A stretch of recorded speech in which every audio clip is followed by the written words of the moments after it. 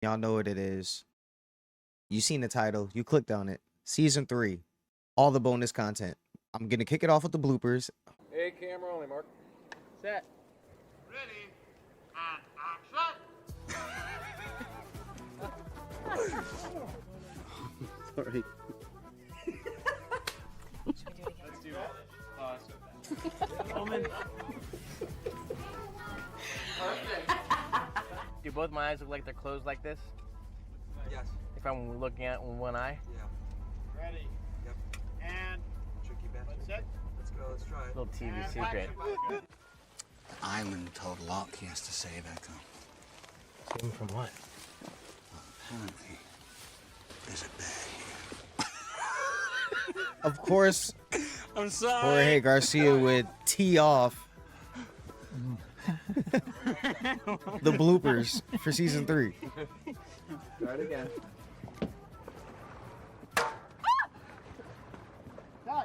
Damn, that was right by her face. Tell him what you told me.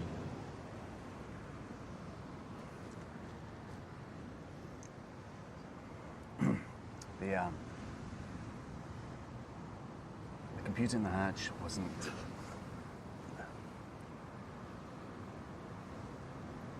Computer in the hatch. Oh, yeah, this done. Sorry. Look, the way I've got it. Just don't look at me. the way Locke said, "Tell them what you told me." I thought he was talking behind the Sorry. scenes. That's how much it seemed like he was naturally just saying that. I didn't realize it was a line. What the heck? There's a good chance you will die. You're supposed to convince me? It Somehow? is. Because if you don't die, I'm gonna say that again. Ah, we could have kept going. we could have fixed it. Things have kind of sucked for me lately, and I could really use a victory. They were not this close when he said that, did he? Was he? So let's get one. Damn it. Why She can't they screamed say it. that? Well, if it's flooded, then how does it still work? Damn it, Jack. I'm a doctor, not a Damn marine it. engineer. How it still works is irrelevant.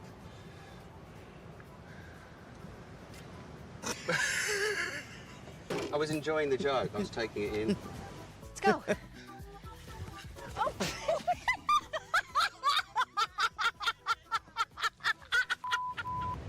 Okay, this is making filming it look fun. I mean, they got the acclaim. They're probably the most watched thing on TV. They're feeling good.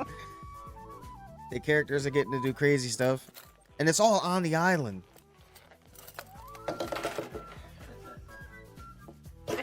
I hate this mask so much. I feel like Darth Vader. Yeah, we never see her put the mask on, I'm pretty sure.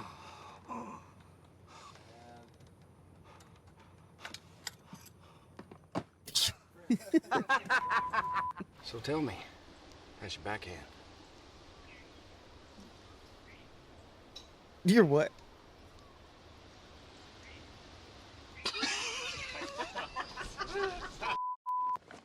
You out your I don't mind? think Jack heard him. It's not safe. It's gonna be dark soon. Who knows who's out in this jungle? In case you haven't forgotten, there are people.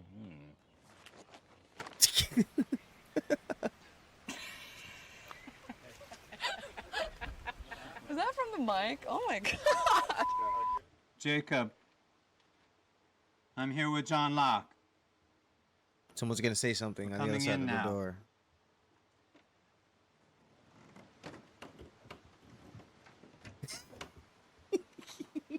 I'm gonna fix that. Jacob. Open the door, Jacob. That's not funny. Okay, we'll do another one. He sends a scout to pick them up and then sends a message back. He sends a scout to pick them up and then sends a... She went right into it without skipping a beat, though. She's a pro. And 2 compressions and then spit. 2 And compressions. Charlie's hand out. And action. What? Something happened to Emily. Oh, she's alive. Oh, creature from the Black Lagoon. What was that? Hold on. My gun clicked on my pants. Ah! Jumbotron. That's the only word I'm worried about. Jumbotron. Well, what's your problem there? Jumbotron? Jumbotron? You don't Wait, say what's Jiminy Jumbotron. Cricket doing with you? What's Jiminy Cricket doing here? What's Jiminy Cricket doing here? Well, if there's anyone else here, they're hiding pretty good. He's trying to remember his insults. Not every nook and cranny, John. Good God, Holmes! Oh man. Now that he said it like that the first time. Not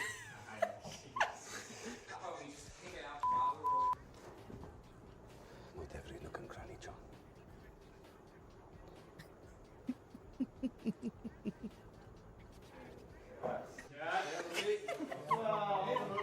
That was actually Locke's good. the one that's laughing.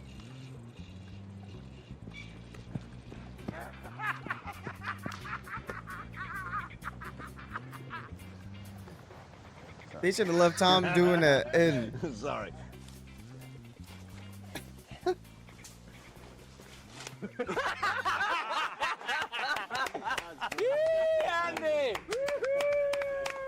all right, you know, I have an idea. Someone's got to edit some of these background scenes into real scenes and just change the whole context of them. Like that would be hilarious. And then have it go back to the original scene with certain stuff from this just spliced in.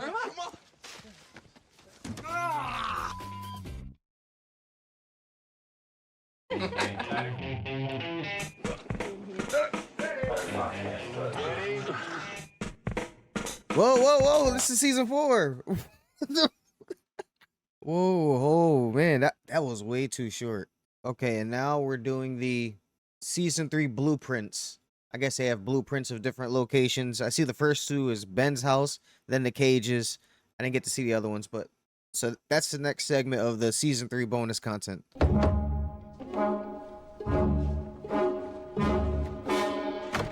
Oh, look, we have guests.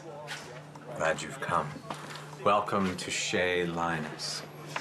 Come into our little tropical bungalow. It has all our sort of favorite Benjamin Linus touches. Lots of antique objects, lots of biological specimens, and books and books and books. Zillions of books. People love masks, don't they? Because, and this may have something to do with the show, but a mask is a face that hides a true face. It can be... Why is he acting creepy even behind the scenes? A piece of disguise or deception.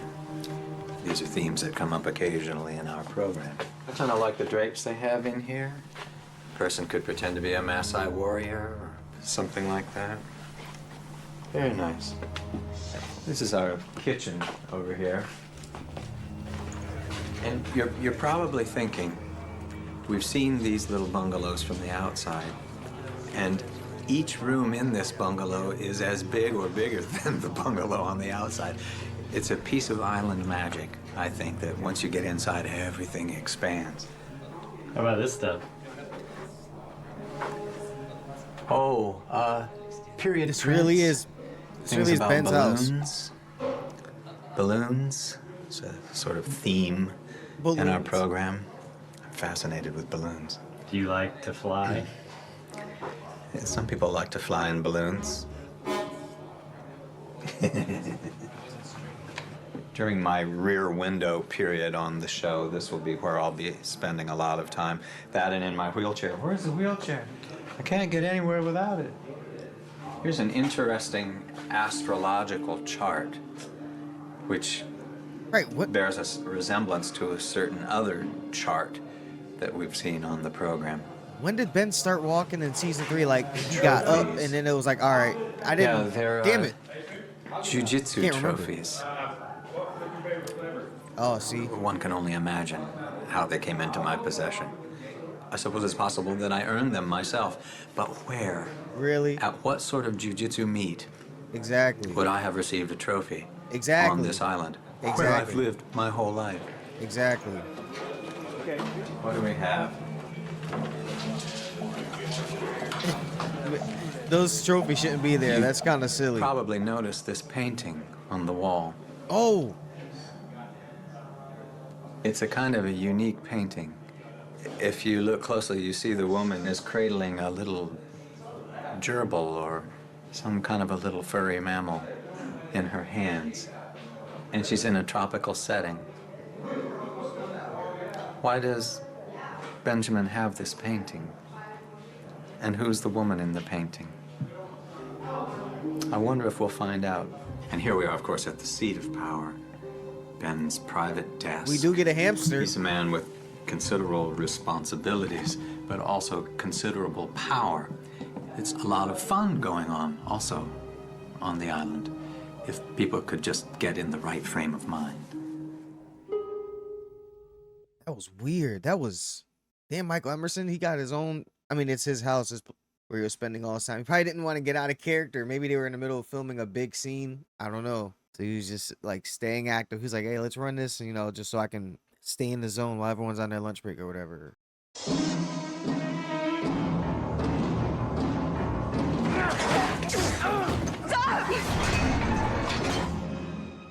Hello everybody and welcome to the set of Lost once again.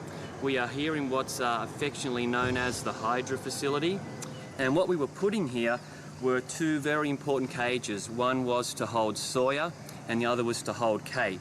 And they were scripted as places where the Dharma Initiative was doing experiments on bears or some kind of animals. So when we were designing Sawyer's cage, it was specifically more scripted appreciation that for there the were Hydra three cages. Devices in the cage itself. So let's go and have a look at those. So when we were designing this, we were thinking, or Zach was encouraging us to think that this was a place where bears were doing these experiments. So he'd be actually down on the ground and thinking, well, you know, how would a bear kind of push this, and a bear, you know, move around here, and he would put his foot down here, then he'd slap this thing. So we were thinking with that in mind when we were actually designing this thing, which was kind of funny. When we were researching what these cages could look like, we came up with this kind of heavy structure. Hey, they got to be smart. They can figure that out. Because actually, you know, these are meant to be pretty strong. And in the script, you know, Sawyer gets thrown into this and hit. So, you know, they had to be built to actually last, not only for the action, but for this kind of environment. You know, this is real steel that we've actually bolted to these wooden structures that actually become the superstructure, and then these metal bars actually are inserted in here. But they had to be metal because of the particular action that was happening here, and also to give the right look. And then you go straight down the side. Okay. All right. So we had to kind of design these things with, as I said, real materials with steel, you know, plaster and latex paint, so that like over the months and weeks that it rains here, that these things just wouldn't simply fall apart. So Kate's cage was designed different to Sawyer's in that it just gave it a different orientation. It was a vertical cage, and that also helped the scene whereby Kate's escaping. So by having the cage kind of in a vertical orientation, she'd have more area to travel, and that would give that sense that she's actually got to fight her way out of this cage, so to speak. Steel cage. And it's not just designing a physical element that sells it, it's how it works within the jungle itself. So if you see like certain vines like this and all the vegetation that's kind of coming up to the structures, that's things that our greens department has actually brought in specifically to give the sensation that these cages have been here for a long time. So thank you, Troy, and all the greens crew for doing that, because you know, they make our work look great. They make it look like it's been here for more than just 2 weeks.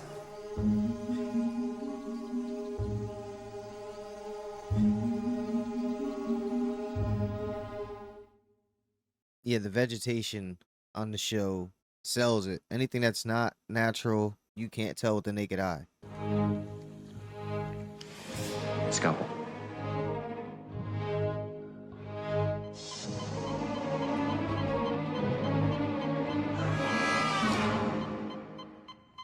Hi everybody, welcome to the set of Lost. My name Yes. is Andrew Murdoch, and I want to show you what's happening in the operating theatre. Earlier in the season, Check it out. I definitely said I wanted to see So, more of this behind the is scenes for entry this part. area into the operating theatre of the Hydra facility, and we had to design an area that we could bring the actors through. They could scrub up, do their thing, you know, prepare for surgery. Let's go.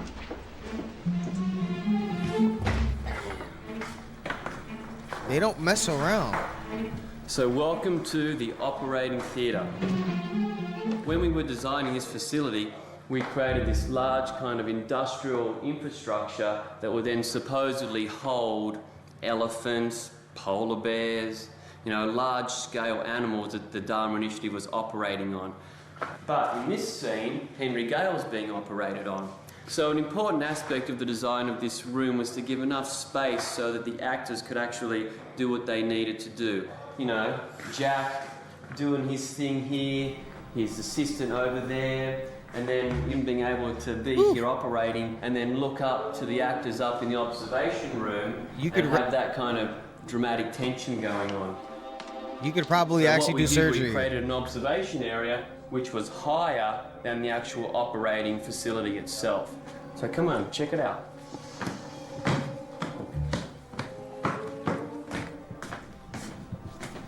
So this is the observation area.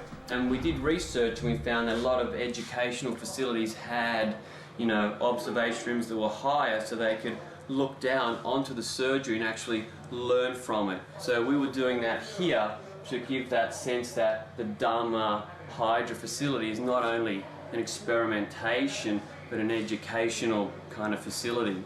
So, you know, people think that the art department, we just kind of do these sketches and things just get built. Damn, they expected us to get that just from it being raised. It's very technical because we not only have to design something that looks cool, it actually has to work for the actors, for the lighting department and special effects. So it's actually real world kind of architecture.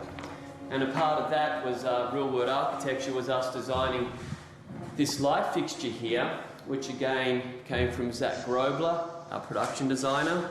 He wanted to have something that was not only had a medical quality but was very industrial. So we designed this big kind of metal armature and got these fixtures and we custom made this light fixture for this set.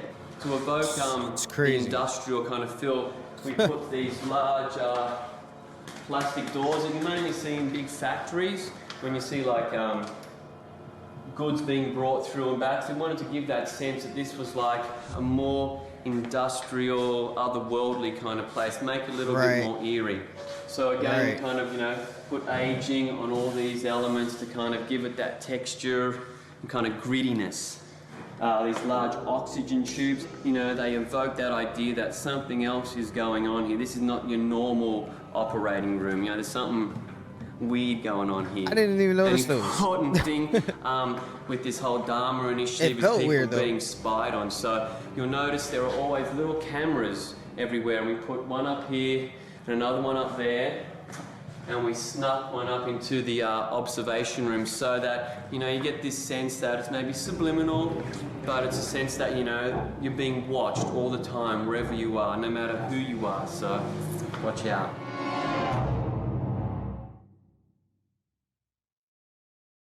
And they were definitely being watched on Hydra Island. Looking Glass Moon Pool. I didn't think we were going to get this one.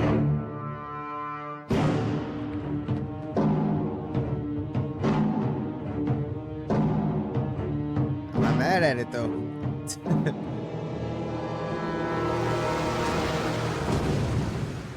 All right, everybody, welcome to the set of Lost. I'm Andrew Murdoch, and today we're in what's called the Moon Pool. And this is a set for the final episode of Season 3.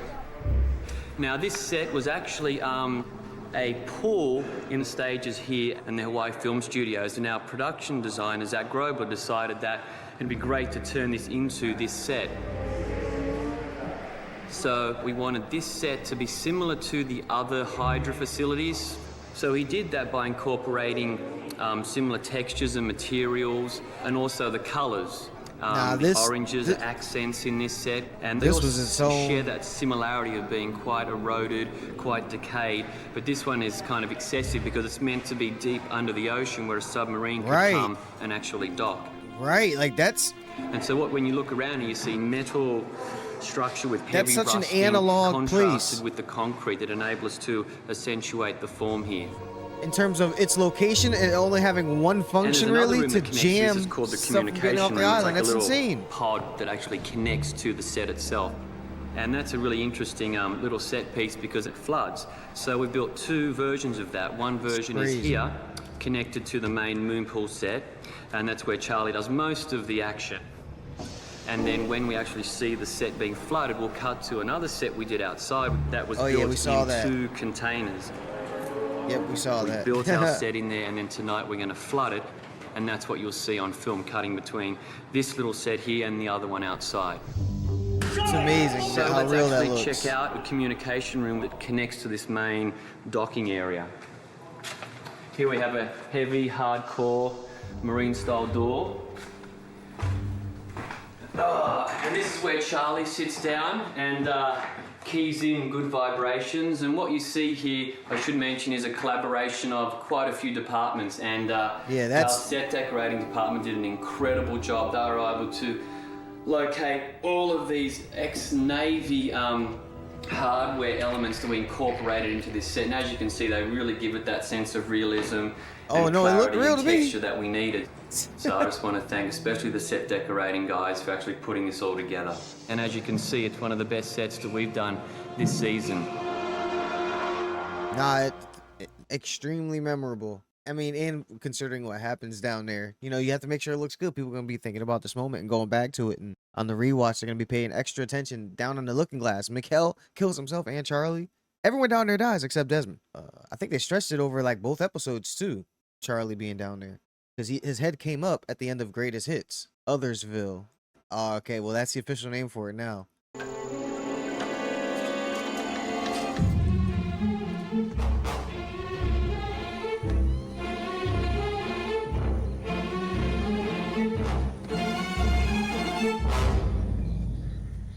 Hi, I'm Scott Cobb, art director of Lost.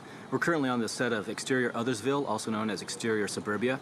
And this is where the others have been living on the island. This is where they sleep and they cook, and it's the housing compound left over from the Dharma Initiative. And we're standing directly in front of Juliet's house, as you can see in the background, where she lives, where we built the interior on a stage. We have the exterior here on location. The design comes from the idea that it's an experiment in utopian society. And part of the feel of this is to create a very like it had a Walking Dead suburban, could be anywhere type of location. Morning, Juliet. We have a very sort of monotone. I mean, before we knew it was there, it look about the definitely felt like a design. place. At the same time, however, we wanted to have a slightly more industrial, retro, and sort of a bit of a creepy feel because this is, in fact, the others. You can see in different places we have like a hammock, we have flowers and pots and so on, things that make it look lived in. However, there are these very industrial-looking lights as well as surveillance cameras, and that ties in more about the manipulation of the people that live here by Ben. There is something a bit different about Ben's house. If you step back a little bit and look up, you can see that Ben's house is a little bit bigger. And although we haven't established that so much as an interior, but it does show that Ben lives maybe a little more comfortably than the other people do on the island in Othersville. This place originally actually is a YWCA camp called Camp Erdman. And when we first got here, all the houses were a different color. There wasn't any grass. The grass was actually dead. No gardens and so on. And we spent quite a bit of time refurbishing the places to give it that feel that we were looking for. And we've been maintaining it since then. There have been people coming out here from our greens department and watering the lawn pretty much daily. And so now what we have is a very sort of lush green and a place that looks like it's been lived in for many years. Besides the gardens and so on, all the miscellaneous set dressing, we've added little lights along the pathway. I mean, those houses adding the stood up pretty well for as long as they've decks. been there. To be honest We also with added you. the picket fencing, we added the swing sets, and part of that too is to give an idea that perhaps there were children here at one point, but now they're unused and rusted and falling apart. That in itself also adds a little bit of creepiness to it, a sense of abandonment.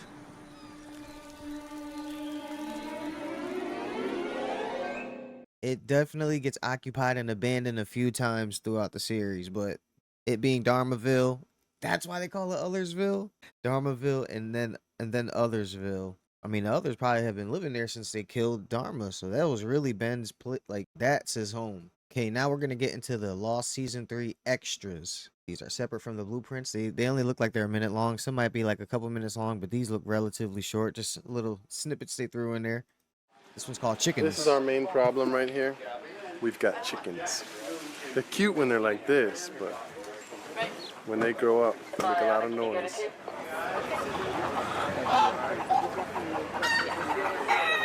It was kind of hellish because they would not shut up. So we were constantly doing lines, and in the middle of a line, like, do you want to die? Because that's what's going to happen. Shut up! There's a tree right here that the chickens love to sleep in. The rooster just keep crowing and crowing. I'm gonna get rid of chickens. You show Jimmy? Yeah, I'm gonna give it to Jimmy. Oh, good, good. He takes home all of our little lost pets. We're gonna keep this one. That's what's up.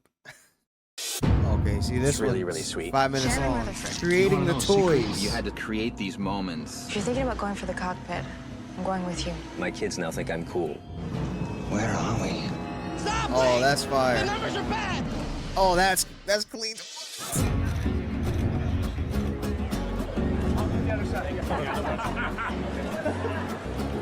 Where's mine? Oh, what's up, brother?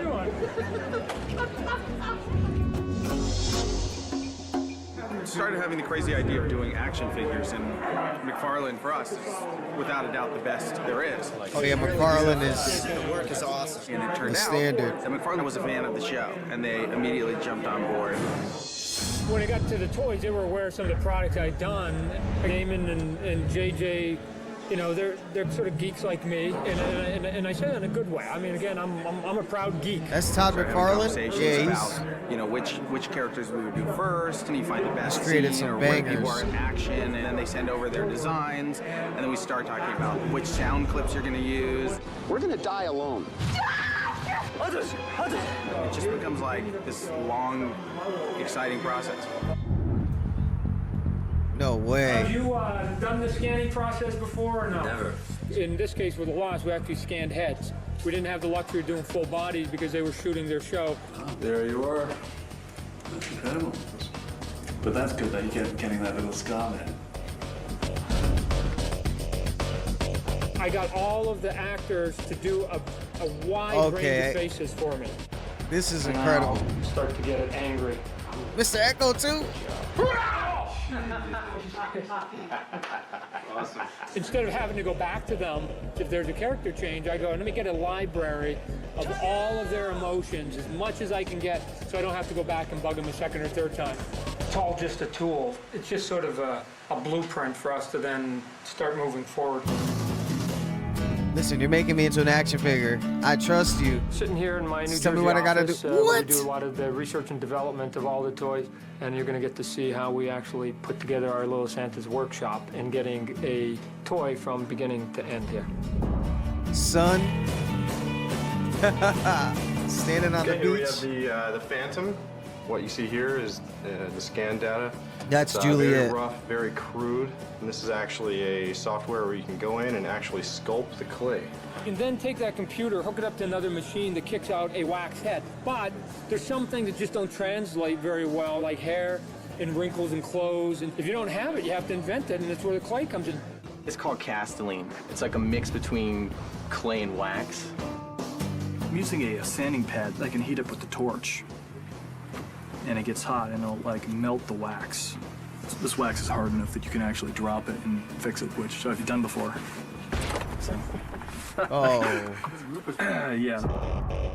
We went into the wardrobe place, we went into the prop place, and This we is got insane. the real deal because it has That's to be right from head insane. to toe. I've cheated a little bit. Sawyer's a very good-looking man, but he's got a baggy shirt on. So tighten the shirt just a little bit right here, so the girls who want to sort of see the physique, and you go, okay, we'll give him a little bit of sex appeal. Once this is done and photographed, it'll go That down to looked the like mold Sawyer. shop, and then they'll pop off all these pieces and make little molds of them and then cast them up in the gray urethane. I'm looking to make sure they held the detail of the sculpting that we did, but I get them in a very generic, sort of flat color. Then we also go through the process of giving them the paint that will add a whole nother layer of detail. Oh, that's amazing. John finding the hatch. This island. And what I saw was beautiful. We're here today in Times Square, New York. We've airshipped in a supply for the fans today. The first look at the toys we've been making. I'm a huge fan of the show. Look at her backhand debate. It looks exactly like him. The details are incredible. It's awesome. Yeah. She had a Where's Walt shirt? Stop! Wait! The numbers are bad! I got Hurley, I got Charlie, I got Shannon, I got Kate, I got Jack. Last one is John. This is the hatch. Gotta get locked. The hatch set is wild. That is wild. It's unbelievable. And there's nothing better than having these sitting on our desks at work. Guys, straight ahead. Wow, I really made it. You know, when you're a toy, it's Great. Check that right off that Forget list. those high-ranking Nielsen ratings and all the Emmys that they would forget. It's all about the plastic toy, Yeah, right, exactly.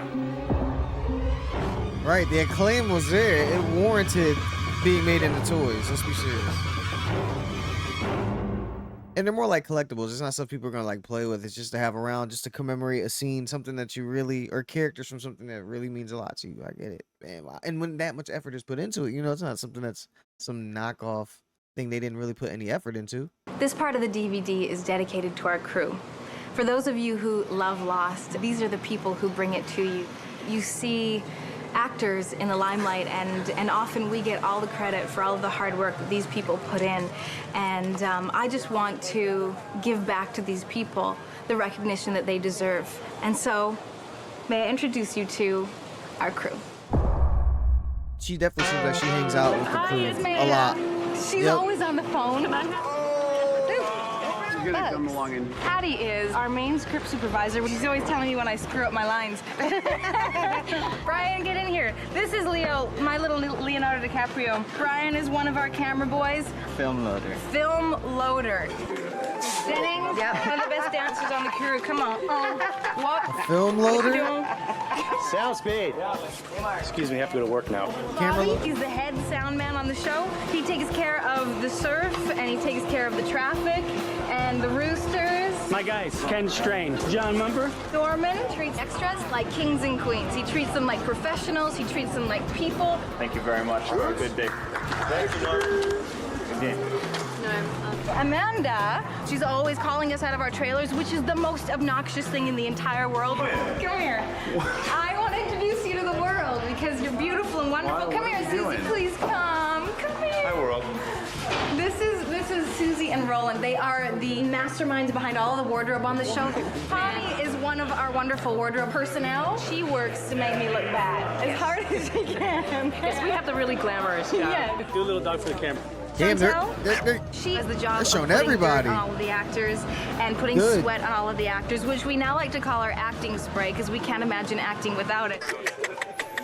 That was a dolphin. They're always He's just like really, really bitter because wet of on Lost too. She is in charge of making my hair look dirty Sweaty. and greasy and sexy and putting up. Oh, wait a minute. Hey, Mark. It's karate style. Hi, Mom. Steve Laporte. He is the, give me the technical term, Steve. Fun character and There's the technical term. Character the makeup. Fun character makeup. What are you doing right now, Joanne? This is for when Evie wants to go blonde. Oh, not again. I know that you're gonna Not want to again. avoid this mess if you can, but I'm not gonna let you. This is Shro, and he is our first AD on our first unit. He coordinates everything that goes on set. Come stand right. How's this? See, it's a good thing I'm not John Bartlett. Okay. How's that? Do we look freaky? Do She we... really is one of the crew. Like that's Smiley. awesome to see. Better known to me as Smiley, I should say. And he is you're one of our grips. You know that. All right, Dane, these are our fans. Say hello. Hi. Dane is basically one of our human wranglers. They have to make sure that I'm in the right place at the right time. Right. And if I'm not, He's in it's trouble. his ass. Yep. It's the hardest job. It's fun, though. Good. Heck yeah, that's probably his May I only introduce you to duty our too. fans? Like make sure each person is there. Hello. This is Pat. She's one of the producers on the show. And her and Gene Higgins are the masterminds behind the show. Every facet of the show goes through these women. They have very difficult, very stressful jobs. It's true. I gotta go now. I gotta go. Stand-ins on the show. I don't know why I have a soft spot for stand-ins, but I do. This is Kelly, and this is Claudia. Claudia, can I tell them?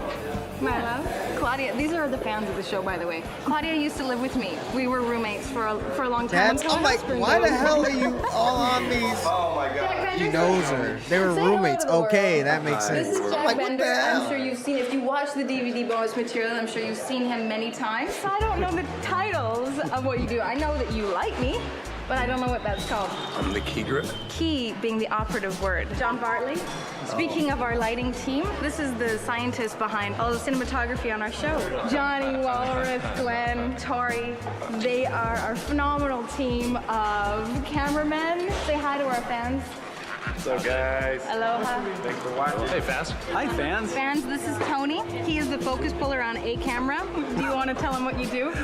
I'm the on-set dresser, so I just work for the camera, move things when they need to get in place, and then redress it when they have to do a turnaround. See, now that's what I would call a prop master. Okay. So I don't know. I don't know any of the terms. Damn, like, they're the same, almost the same.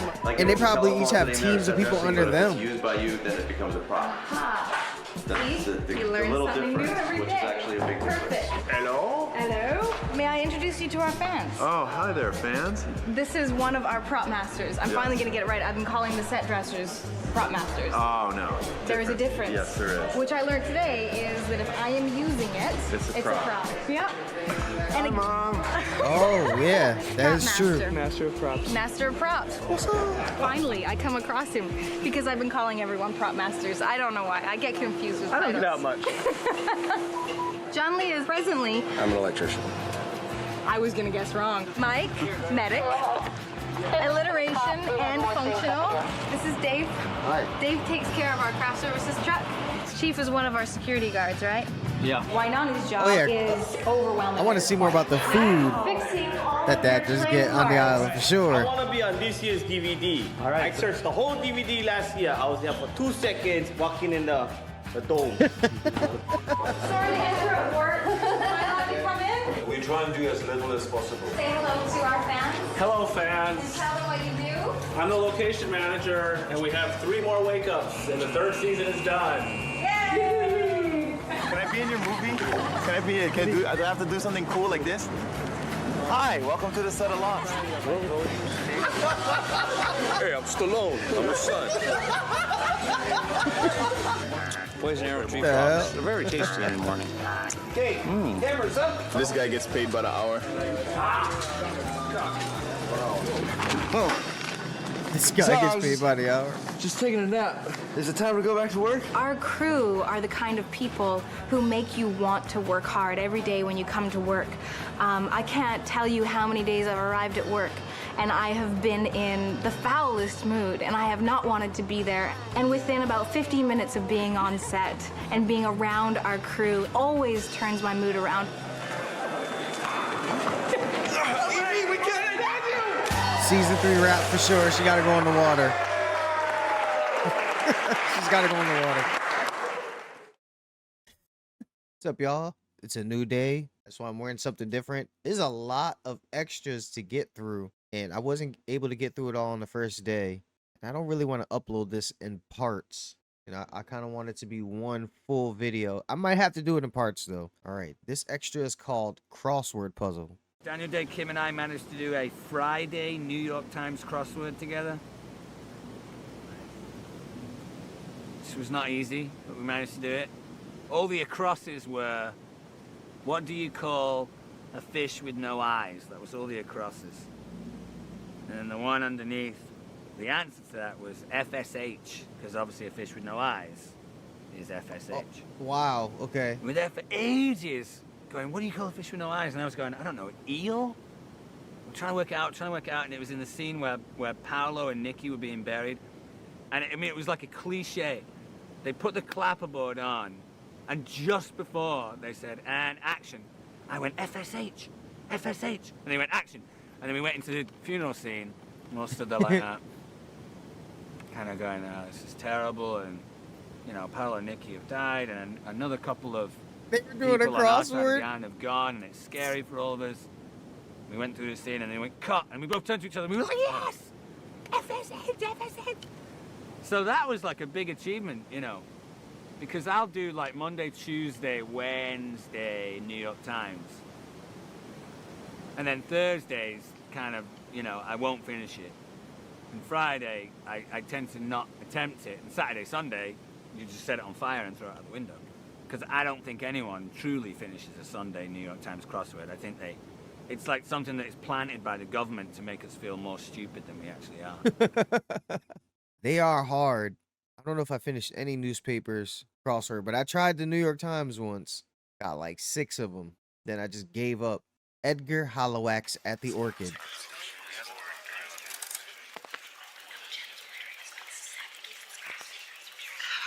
Who's Edgar? I'll never get used to wearing makeup. You look great. It takes away the shine. Who cares if I shine? I'm a scientist. I'm not a...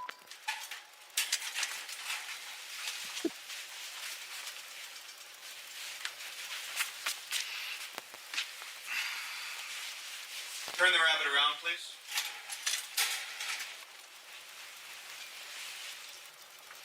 Got it. Hello. I'm Dr. Edgar Haliwax, and this is the orientation film for... Why are they splicing that guy? Hold on, wait. No, I didn't mean to go back. Damn it. I'm Dr. Edgar Haliwax. See if we can catch that. And this... Oh my God, come on. There we go. Okay. Let's see if we can get that guy. I know he's about to pop up. I'm trying to catch it. Oh, damn it. It just... Okay, let me try one more time.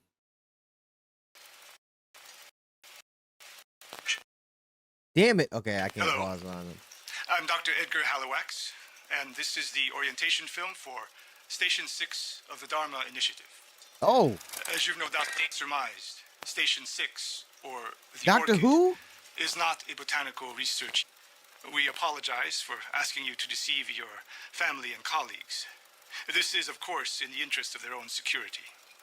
The unique properties of this island created a kind of Casimir effect, allowing us to... The field you have been selected to study is highly volatile and potentially dangerous. But over the next few minutes, we will demonstrate the elaborate safety measures that have been put in place to ensure that hell... Hey, what is that? What's going on? Oh, God, The hell? hell? Don't let them near each other. When did you set the ship? -20. How long? 9 minutes, but we're still learning. Why is that still running? Tell me to keep the camera running. Turn it up. Turn it up! What is going on here? I'm Dr. Edgar Haliwax, and this is the orientation film for Station 6 of the Dharma Initiative.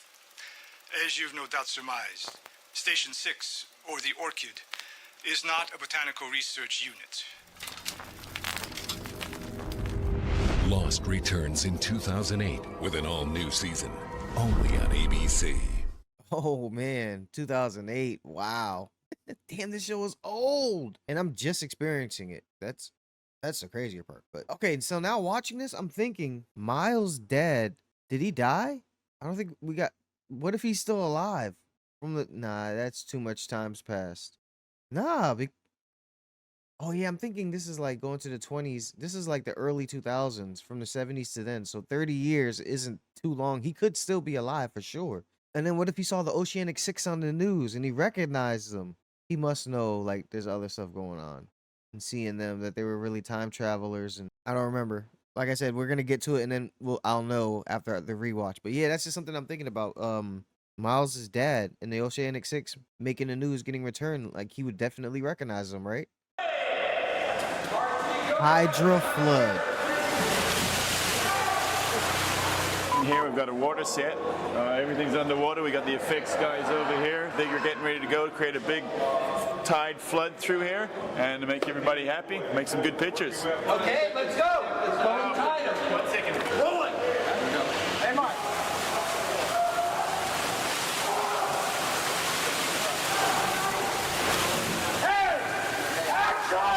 All that green lighting looks It's like a Batman movie from the 90s.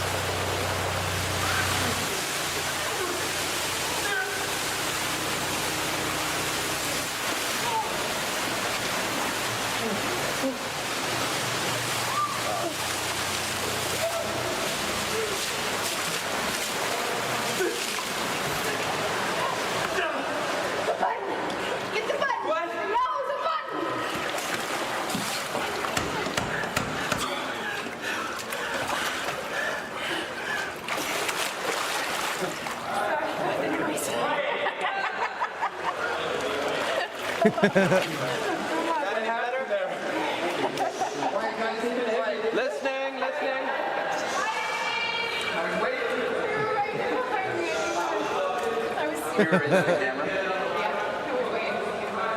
Damn, seeing it from this perspective is just... It's like night and day. They shot it perfectly. No, come on, I'm a little.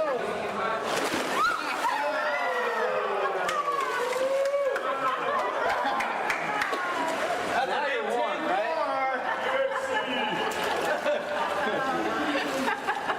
Now you're warm. See? Let's go. Here we go.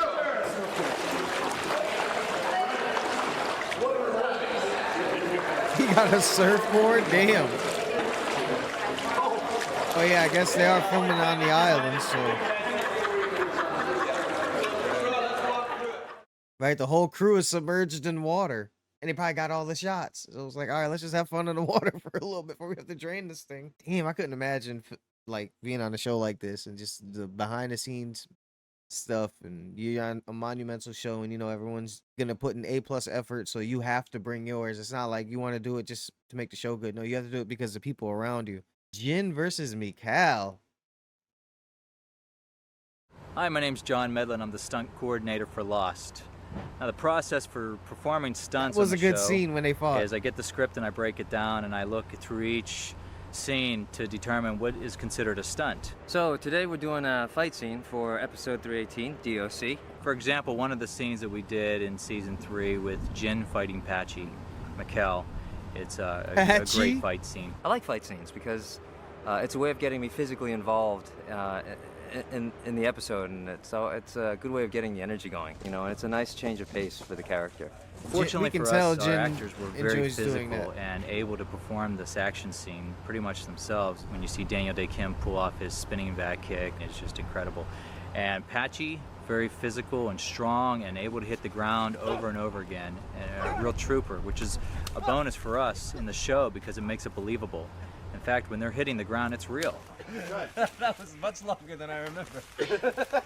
You know, the funny thing about this fight on this episode is I think it's the very first time Jin actually wins a fight. You know, in all of my flashbacks, they show me being a thug and, oh you know, yeah, kicking so people's straight up butts. fight. But on the island, you know, Echo punches me, knocks me out with one punch, and I have a fight with like practically all of the guys on the island. Michael, you know, has his way with me, so you know, it's a nice change of pace. You know, he's definitely still got an edge.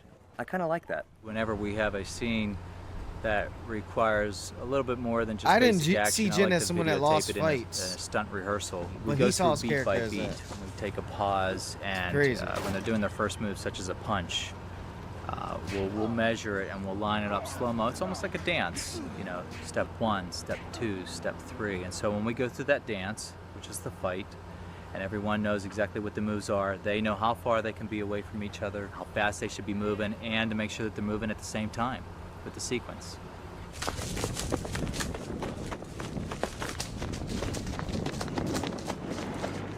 This is what...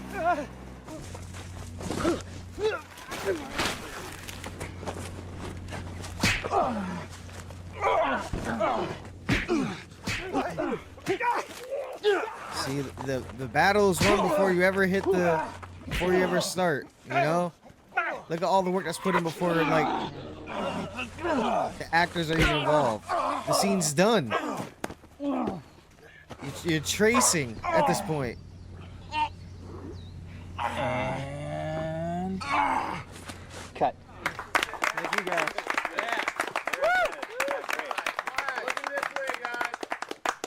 Good job. Thanks, Fred. Getting the crap beat out of me again. Right, talk about somebody losing fights. I'm Patchy the Piñata. He's back in town. All right, you want to talk about somebody that keeps taking L's? It's definitely Miguel. When they first capture him in the flame at the end of that episode and kill the other one. Oh, no, she told him to. But they capture him there. John pushes him between the beams, thinks he kills him. He gets shot in the chest with a harpoon. Like, he had to pull a grenade, and he lost in that, too. Every confrontation he's been in, he's lost. I think John beat his ass at the camp, too, when he was debating, when he wanted to see Jacob, and Ben was playing around. We got to get a segment on Lulu, you know. Yeah, Lulu the Wonder Dog. Lulu, my daughter Sophie and I one Sunday went to the Humane Society in Hawaii, which is like the Ritz-Carlton of humane societies. It's got grass and areas where you can play with the dog you may adopt. And Sophie and I are going by various cages, and Sophie says, look at that one. And Lulu's scrawny, skinny, tall Lulu standing there. And we looked at her and I said, wow, she's very cool. And we said, we want to try number 10. Day 2 with Lulu. Oh, I just got wet. Lulu got wet. So we took Lulu to a cage and we hung out with her and thought she was pretty cool. And I adopted her. And she was a natural. She'd sit by Video Village. She was a very cool set dog, and everybody was responding to her. And then my wife had a brilliant idea. Why don't we cast Lulu? Lulu's gonna steal the show. He was in it? Lulu's christened the set, but not literally. When I called up Damon, I said, you know what, I think the others need a dog. And he said, yeah, that would be cool. I said, okay, I have the dog. See you later. So they wrote this thing for Lulu to do, and she was brilliant. And they cut her out because there wasn't room. That was in the no, that's what I was gonna say. What was there, Lulu? So Lulu is a part of our show. She knows all the lost secrets, but she keeps them. She doesn't talk to National Enquirer. There will be no leaks, even though Lulu has seen it all.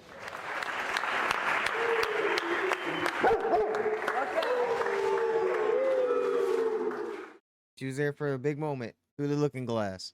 Medusa's Keepers. The security guard at the entrance where we checked in, I pulled up, it's pitch dark, and I said, 5 a.m., 6 a.m. We're here with the spiders, and he backed the away ones that from the car.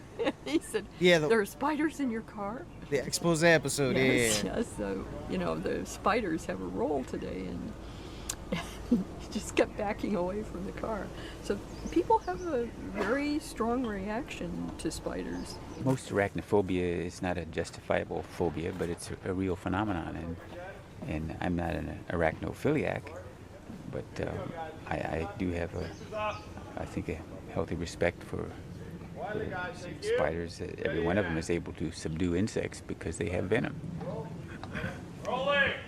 Have some spiders ready for a scene in which the actors are They're just letting the spiders chill. Paralyzed by a spider bite.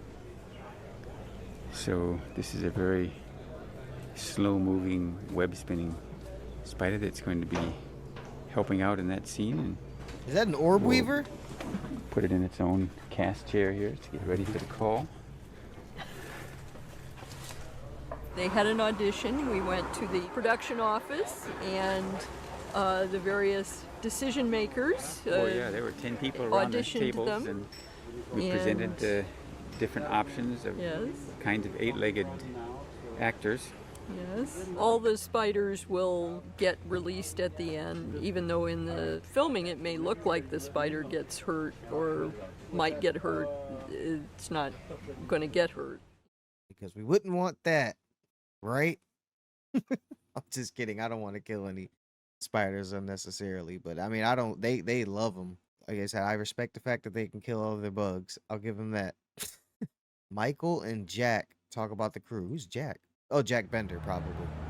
I've been a workaday actor for many years, and I've worked on a lot of TV shows as a guest player, and I've never been made to feel more welcome than I have been on Lost, right from the beginning. And I never worked with a crew that was so sort of sweet-tempered and good-natured about their work, nor a crew that seemed to have a sense of wonder and relish about the story that they were telling. It's really a good working atmosphere, and I'm happy to be part of it every day I come here. For Evie and Mike to talk about the crew so highly is awesome. They call me exec producer here. They probably call me other things. But mainly what I call all of you guys are my brothers. And I feel a part of your families. You feel a part of our family. And you know I say it all the time, but I'll say it again. I would take you guys and girls anywhere. You are the best crew I've ever worked with. I love you all. Thank you for season 3. Looking forward to many, many more. Aloha. Right, that's all their babies. They started from season 1 to season 3. They're all there. What it's helped become, they feel like they're a part of that. And, you know, you're going to be bonded through that alone. Nigerian makeup. This is this morning's victim. I'll let you introduce yourself. Hi, my name's Hakeem K. Kazit. And you're playing Emeka. Emeka. Emeka has a little run-in with a machete today. At various times, I'll have to have you hold very still, and then when certain things set, we'll be able to give you a little more freedom. So, the first layer is a light-colored layer, and it will represent the interior layers of the flesh. It's also, because his skin is so dark, if I was to just put blood down his face, you wouldn't see it. So what this will do is look like the interior layers of skin. I'll put red tones on it and other flesh tones, and then I'll go to the darker flesh tones to the outside blending area. I'm like, what is he doing? What is he trying to... Yeah, that's what he's trying to do. This is the final stage. Before then, I'll put makeup on to do the final blending. This is a little airbrush. That dude is makeup. sleep. It gives a really smooth finish on everything. It's a time-saving device as well.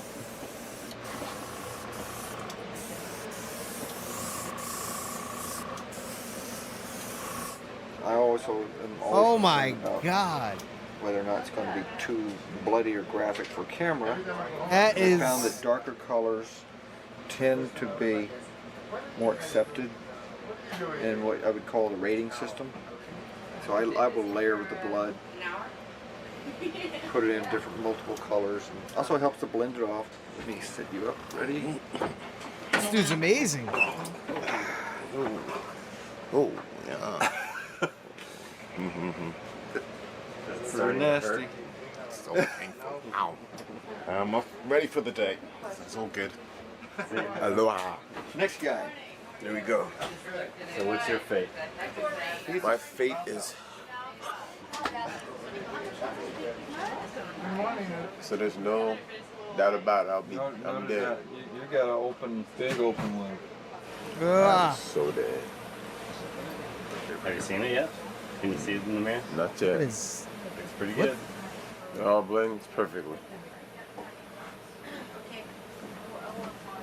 He's pretty The much circle until is that not blood fucking dries, around. we can probably get his t-shirt on. That is good. I warned him about moving his neck. See that's dripping out there? Oh It's my supposed to be seeping out. I'll be pulling that up. I'll get some more. I think it says confess. Ouch. We should Do you want proteins mixed there? Nah, he's good. Ready? And. Ready, everybody? And. Action! No! No, I beg! Spare my life! Spare my life, oh please! I got people! No! Spare my life! Cut! Beautiful print. Hakeem, you can relax a few minutes. We're going to put our boy in there. That was just nasty. The dude's a pro, though. Man, if I was doing like a Jurassic Park movie or a horror movie, that's the guy to go to. Polar Bear Cribs. What, you want some of this? Come on in. Welcome to home, sweet home. Take you over here to my, obviously my chow. They're a little soggy at the moment, but I find it goes down better that way. But you know, you got your little contraption, chow, bam.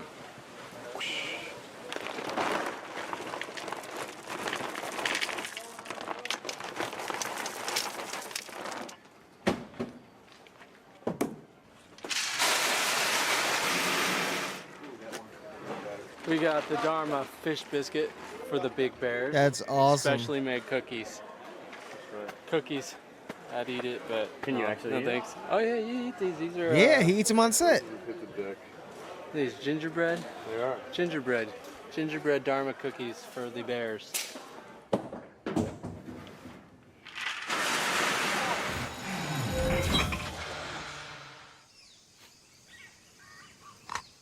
The man really said, "Can we eat these?" Oh yeah, maybe he doesn't know in the scene, the script, that Sawyer actually bites into one. So yeah, my fault, guy. Scrabble. Look at them playing all these games. A bad time to play Scrabble, and this is not a bad time to play Scrabble. Are you like rehearsing? Wait, which one's Scrabble? Oh yeah, We're Scrabble. rehearsing for a Scrabble scene. What set are you on, Jason? We're rehearsing to do. It's a rubber baby. It's water stuff working right now. Who's winning? Dom is at the moment. But Dom kind of cheats. That's not true. You can't cheat at Scrabble. It's not possible. It is possible. He puts in combinations of letters, and with the law of averages, eventually the computer will accept one, even though he doesn't know what the word means exactly. And he'll invent a definition. I know exactly. The last big word that I got was mazard. M-A-Z-A-R-D, which is the soft underside of a duck. A mazard. Yeah, Just 'cause right. I'm English doesn't mean that, you know, I can't use the words that I know. Right. Now I gotta look it Hot up, dog. Mazard.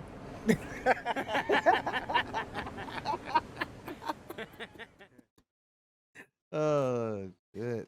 Here we go. The treats. Shaved ice. That would be so sick. Oh, hot.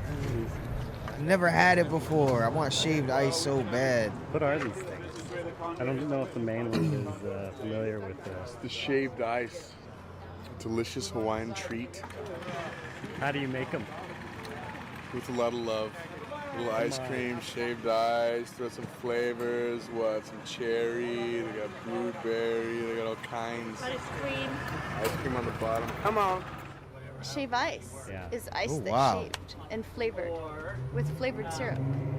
A Hawaiian treat.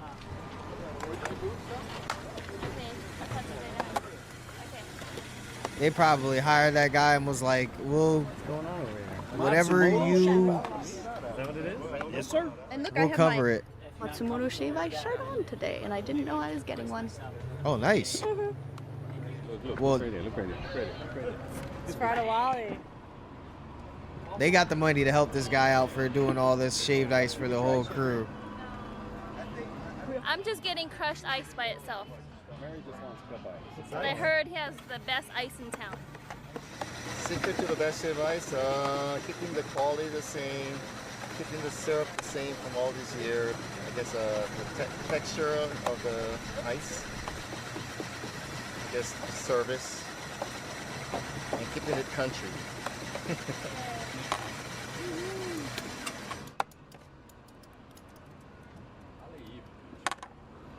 This? Thank you. No flavors? No flavor. Oh, so sad. I know. No flavor. I'd run out of ice, so I started eating a cup. And it doesn't taste as good as the ice with the ice cream. I quit this job. That's what's up, man, to have the shave ice person. Oh, yeah, they were shooting Mr. Echo's. Damn, that was the church? That's dope, though. They have, like, a local vendor come up, working hard, too. You saw that sweat he had? He needs a shaved ice. Submarine.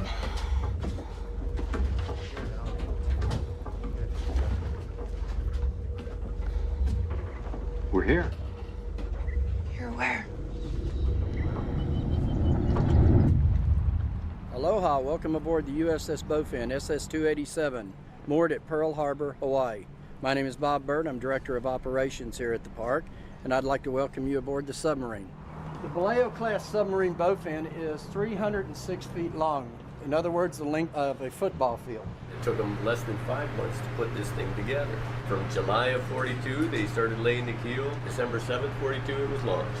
That is incredible. I'm very impressed at how pristine everything is. Oh, thanks. There are two of us, another guy and I, that take care of the inside. Wow. We do. It's a lot of work. Wow. See, he learned real fast. All those right. knobs and buttons mean He something. made it look easy. Not a bad But we job, get huh? 250,000 people a year through here. Yeah.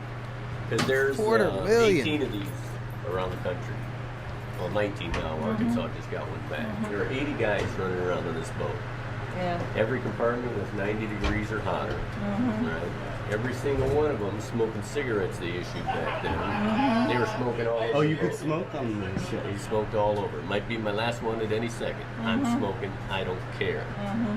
And on top of that, if you were lucky, you got to shower once a week.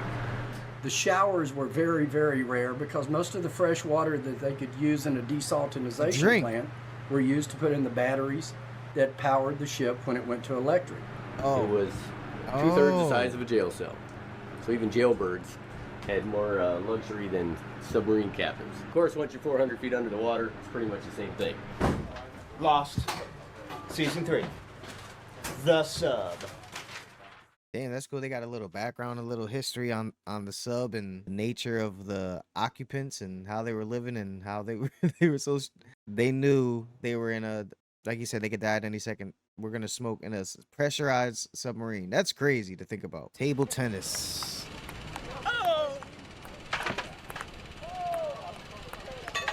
I was gonna say, is that the instructor to make them decent? Nah, that's the director, I think.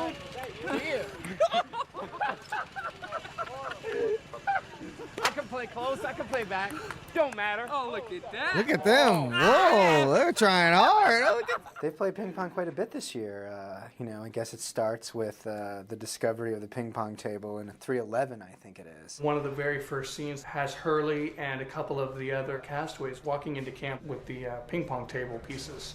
So that's, you know, automatically, you know, that's a prop. So then I start, you know, looking for the ping pong table that was in the hatch. Couldn't find that, so then go out and buy one and then get with Steven and say, okay, it says in the script that the ping pong table is charred. How charred is it? That was on the field. Oh, come on. No, Well, that's so You know, funny. everyone who's lost to me from your side of the table keeps pointing out that hole. Is that right? How about this hole in your paddle right here? Playing ping pong on a beach. Another Jim Van Houten awesome piece. Basically all we're going to do to this, we're going to put a stencil Dharma corn across it so the audience knows where it came from, and we're going to age it down a little bit so it doesn't look so brand new. But these will be Hurley and Sawyer's ping pong paddles. You can't notice that detail. Like I said, touchdown. Cameras ready. It's crazy. And They made those, because I'm sitting here thinking, okay, the table can be there, but what the hell are the paddles? They made the paddles. Oh! Over the net. Don't show that part. I win this. Damn, you're playing a lot of games, huh? I mean, you got to. It's normal. Got to have some type of entertainment. And this was the 2000s, so it's not like you had all this apps and stuff on your phone. I remember phones in 2008. They could not do that much. Terry O'Quinn throwing from the handle. Okay. The following picture is stunt by a trained professional in a closed, safe environment. Something about injury. I don't know. This is not from season 3. It's harder to film the real thing than it is to just do a special effect. No cameraman wants to stand there while you're throwing it at him, for one thing. The whole secret is to make sure the rotations are right. So if you're the proper distance, I'll throw it. It'll rotate once and stick. And if I want to rotate twice, I just double that distance. Okay, there you go. Now, I'm not throwing at the plate yet. You ready?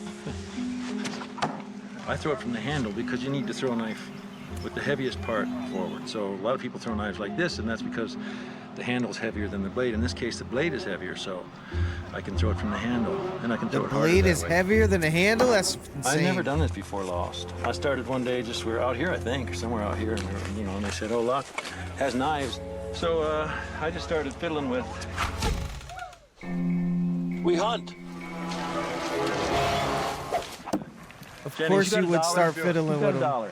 Come on. We got dollars. I need $1. Just somebody pins $1 up there. I think I'll be able to throw a lot straighter. Okay, here, do your $1. 5 tries. 5 tries from there? From here. No, look at that, just $1. I mean, I'll challenge you to hit $1 with anything. Oh! Holy crap! One more $1. It's for a good cause. Do not attempt a serious injury may occur. That's what it said. I read that part after. But hey, man, what? Terry O'Quinn's legit. He was whipping those knives. Who dove down a waterfall?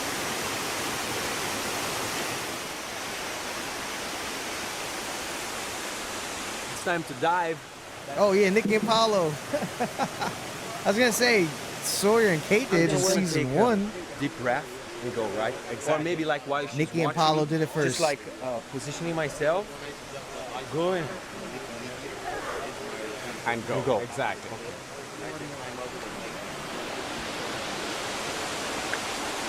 I think about the only person on our crew and our cast who we could talk into doing this dive would be Rodrigo. You know, the lifeguard has just done the dive beforehand to make sure that it's kind of safe, or safe enough, and you know, we're all going to keep our fingers crossed and only have him do it once so as not to tempt fate.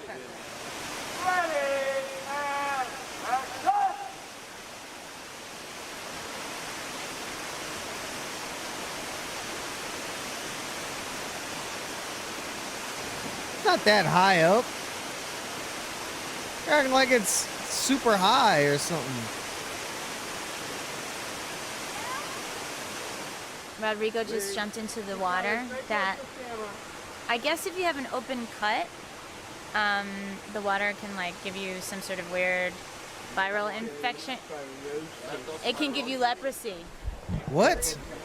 Or lupus. It gives you lupus. Lupus? It's really off. Or right, that's what I heard too. That it turns you into a werewolf. And Oh, my so it's God. nasty. I'm glad it's him and not me. I'm an idiot. I'm saying like lupus. Wait, leprosy? That don't sound right. She said turned into a werewolf. They definitely jumped at that waterfall earlier. Were they all joking? Even the director at the beginning talking about they had a lifeguard jump first and they're crossing, they're only gonna make him do it. Were they all joking because it's such a little, jump? Oh my God. This is a very long extra called Lost in a I'm here Day. with Juliet. We're approaching the house. Don't shoot us. Nicky and Paolo, I guess we didn't really know you very well. My name is Mikhail Bakunin. I'm the last living member of the Dharma Initiative. What's your name? He's gonna be wondering where I am. I didn't even know they had an airport out here. I know what the hell. Don't hurt us! Step back up. Step back. February 21st, So much stuff going on. 2007. Damn. Camera crews were sent to Hawaii and Los Angeles to document a typical day in the making of Lost. All right. This day, they captured no fewer than 7 episodes in various stages of production. What you're about to see takes place What? over the next 14 hours. What? 7 different productions were As the going sun on? is rising in Los Angeles, it is just after 5 a.m. in Hawaii, where actor Michael Emerson is beginning his last day of shooting on episode 16. It's now 5:20 a.m. And that's just the hour that you're thinking, oh boy, let me go play act like I'm in a science fiction adventure story. Wait, so they did 7 episodes over 14? That's smart. Of course, I'm thinking it's going to take so long because you have to do each person's episode individually. Nah, you can do everyone's episodes on the same day. Just different locations, different set crews. During the course of the 10 days it takes to film each episode of Lost, transportation crews arrive hours before anyone else to make sure the location is prepared for the day's work. Let's see. This is the part where I drive around for a while until I crash into a piece of equipment and someone comes out and tolerantly tells me where I need to go. Oh, nice. This is scrambled egg. Say breakfast ready at 5. We usually have about 2 hours to prep to be ready at 5. And then we usually finish about 4 or 5 o'clock in the evening. Roughly it's about 15 hours a day. Burrito! Damn.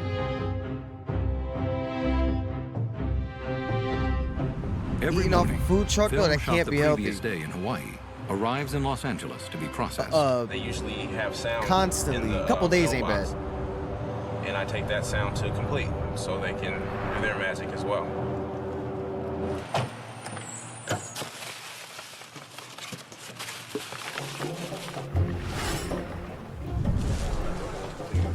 Crews back in Hawaii continue prepping today's first location.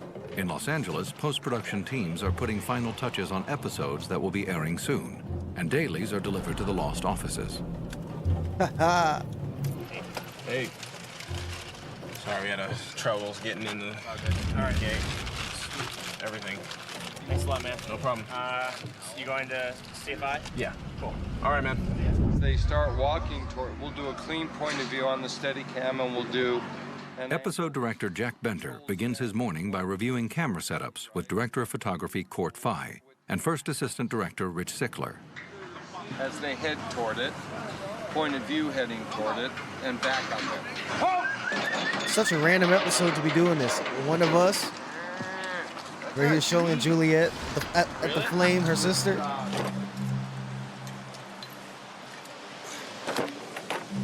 As actors arrive on the set, the long day begins at the Hawaiian production offices on the other side of the island, where preparation ramps up for production on episode 17, which begins tomorrow. Assistant directors are assigned to alternating episodes so that throughout the season, production teams can be shooting and prepping continuously. Charlie's whistling, so you can See, that's what I whistling. figured. They just Bridge have on the different... river quiet. Damn. Right, and it goes to the next stage. They're already, the other team is working on the other stage. And he's whistling. Bridge on the river quiet. Is that public domain? He's whistling. I don't know.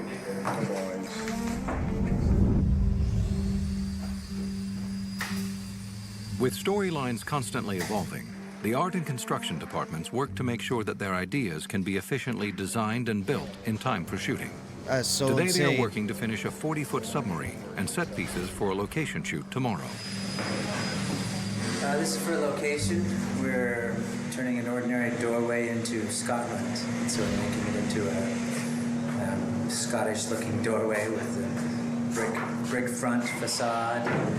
Yeah, I don't know. Yeah, it's so fresh that we'll be putting it up with wet paint. What a Scottish story looks like.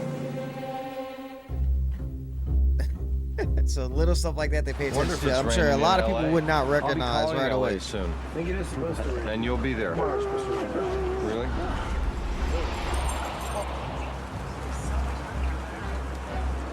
A lot of raining. Raining. If it's going to rain here the whole time, we'll just shoot in the rain. I mean, it rains in the jungle. I think Ben is sort of impervious to weather. Okay, so let's just rehearse it. And hold up umbrellas. It's Ben. I'm here with Juliet. With We're umbrellas. going to approach the house. Don't shoot us. Rain. I would love to shoot in the rain. Oh man, that'd be perfect. Oh, I can see that. I can see that working. Cut to the office. Especially a scene like this. I mean, Riders just arrive adds at to the the Disney lot in Los Angeles, ready for the difficult day ahead. loss, Even though the episode 9 unexpectedness, airs you know? tonight, the writers are faced with pitching ideas for the season finale. Oh Executive man. producers Damon Lindelof and Carlton Cuse Through the sit looking down for their glass? daily breakfast meeting. So on the axis of business very quickly, I just spoke to Jack. There's a little confusion down here about the burying of Nikki and Paolo.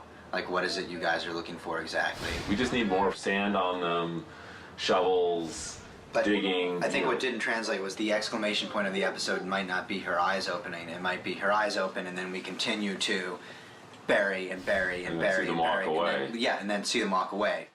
Meanwhile, back on location in Hawaii, work is moving quickly, and the crew must scramble to prepare for an earlier than definitely expected move to today's second location, an surprised the hour's hell out of drive me. across the island. Go ahead, Joyce, first. I felt weird after watching expose for the first time. He thinks we might be leaving as early as 9. Oh, he's killing me. Okay. Action! Beguile, it's Ben. I'm here with Juliet. Don't shoot We're us. approaching the house. Don't shoot us. Okay, good. Print all three. Cutting! Going again.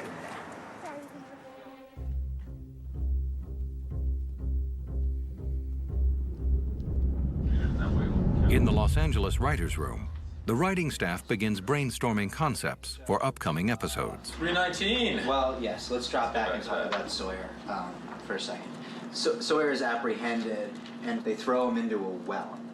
And there's two guys down there, one of whom is Cooper, and the other of whom is a guy that looks familiar to us, but we can't quite put our finger on, but he's Australian.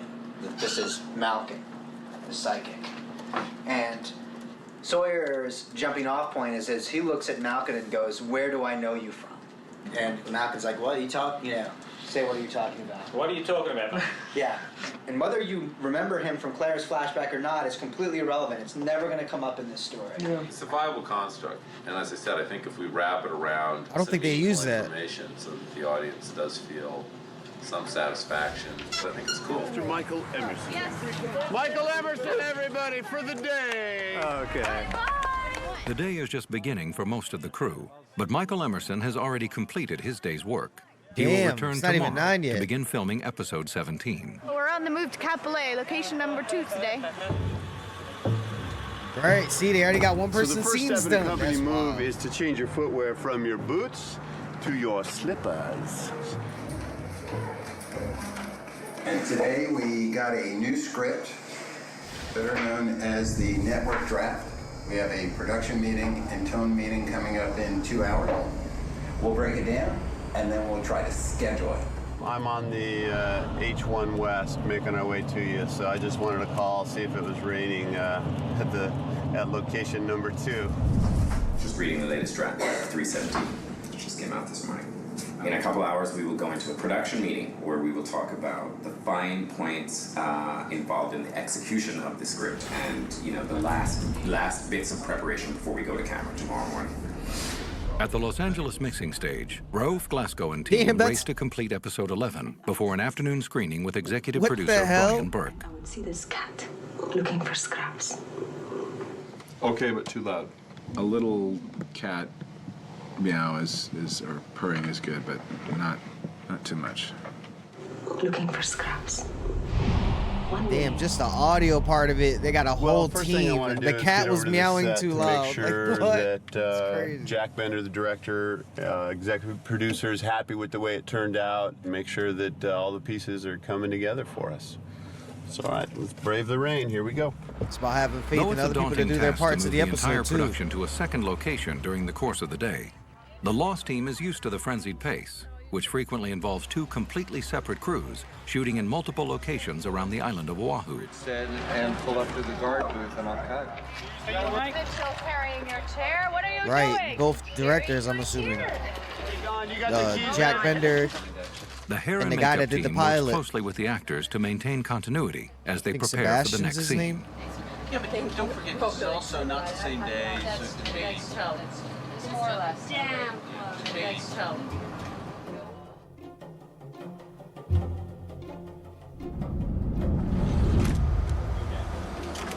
So now we're done with the daily dubs. We're gonna go ahead and pass them out to our executives.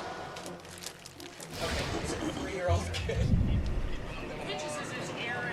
And also, do we need to clarify that it seemed that there were... So every executive gets a copy. Get these dailies out before 1 o'clock, which we're just on time.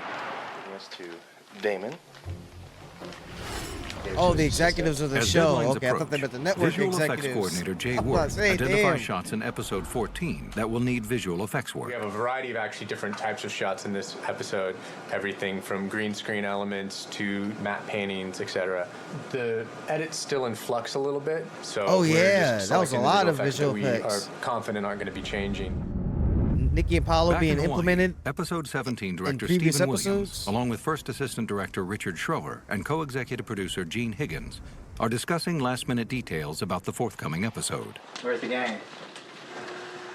Did you tell him? I am. Look at his face. He's happy. It's good, right? Awesome. Yeah. You're like, they're getting off. They're really gonna do it. Ready for some lunch? Damn, look at that. They're like, it's awesome. Okay. Oh, All right, man. so we're going to shoot a big Reading master through the looking glass for the two-camera first master, time? like 3 scenes all at once, all with timed elements, gates opening, security cameras stopping, vans pulling in, actors approaching. It's going to be awesome. Right. We need to go back, Kate. We need to go back. They probably read that part and was like, whoa. Okay, Jack, you want to see a complete rehearsal? Yeah. Okay. Another rehearsal, guys. Thank you.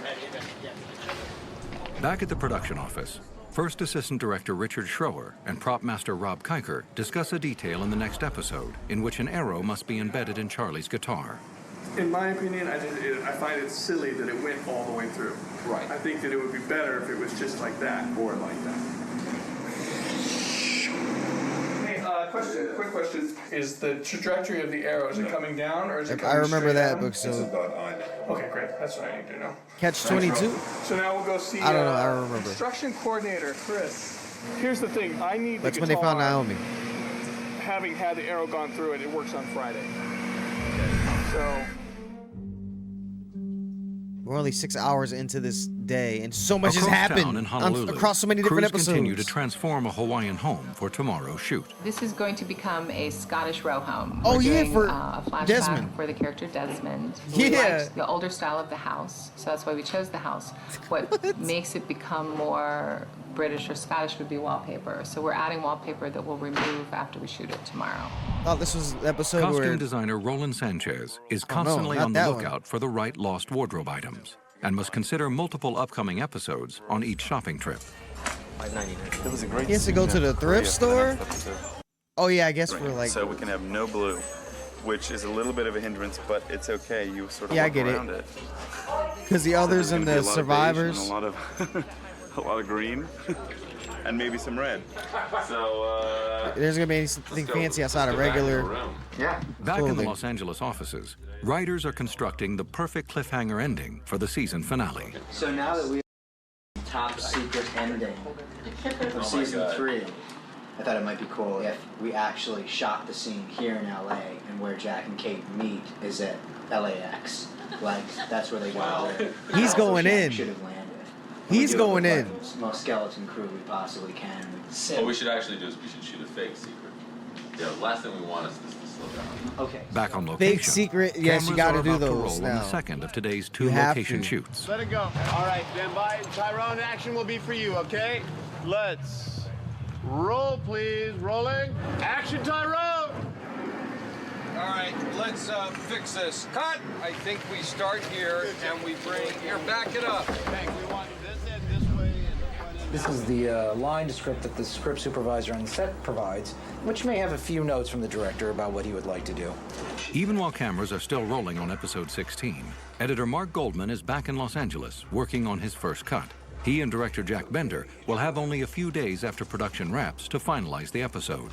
At the same time, 2 additional editors are working on 2 other episodes that have already completed production. Okay, you tried. My name is Mikhail Bakunin. That's insane. And I'm the last living member of the Again, I Hawaiian feel Shave that editing part though. I have that same keyboard for editing. I just don't use it. It's too intricate. With the air date fast approaching, Brian Burke has arrived at the mixing stage and is reviewing the effects, music, and final audio the team has assembled for episode 11. Let's keep playing just so you see the cat. We should go. If anyone's around, this explosion's going to attract their attention.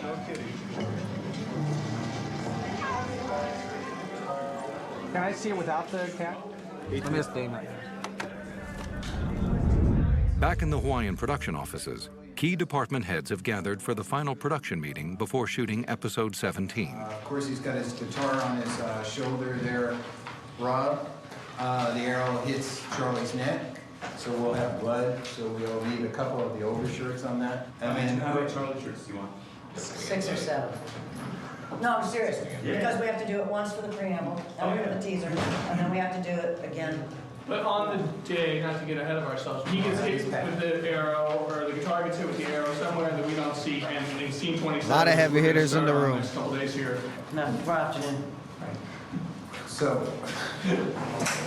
some of the stuff that we worked on earlier today has been bumped up, so really not that big of a deal. We just have to get the guitar and the arrow established and get all that stuff dialed in because it'll work tomorrow. Easy.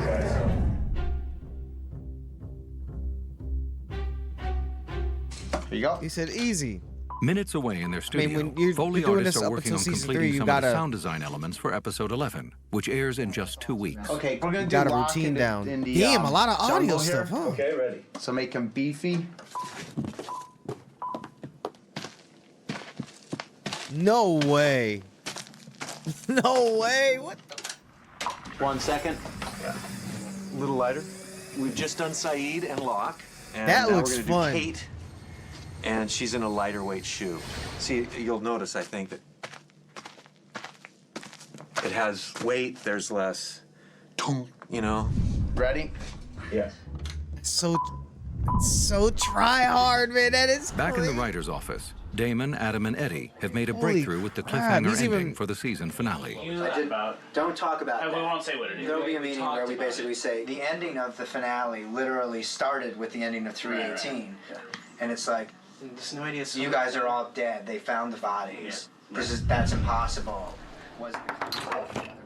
Yep, I remember that conversation now In he was Hawaii, having. actor Henry Ian Cusick arrives for his final wardrobe fitting for his scenes at the monastery in episode 17. So that's going to be much more accessible. So besides- Yeah. Who wants to do math? Not Nobody.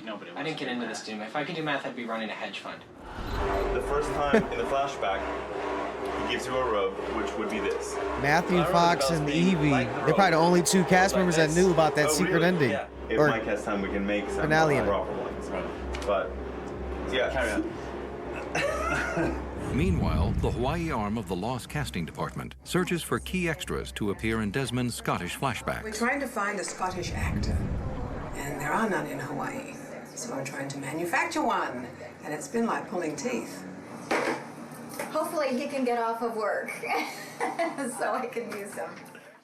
One of the final steps in the completion of any episode of Lost is the recording of additional dialogue. Actor M.C. Gainey prepares to record portions of dialogue not captured cleanly during production. Yep, I know they do this in every show. Ben, you awake? Played without suspicion or guile, not wanting to step on Mr. Locke's tension that he has built with his gun and grabbing the girl. I'm coming in. Here, I'm working on a scene where they're going in to get Jack. So the music is suggestion. Here we go. We're gonna go in and we're gonna kick some rear and save Jack. Across town, Damn, Lost right, what's he composer doing? Michael Giacchino puts the finishing touches Oh. on music for episode 13. Michael Giacchino? Suddenly you hear this piano playing. Now this is the piece of music we had to send to Hawaii at Christmas time so that he could learn how to play it. And they were going to film him on camera playing it. And it also turns out that this piece of music is his theme, you know, from the show. So it'll be fun to see if anyone picks that up, you know, audience-wise.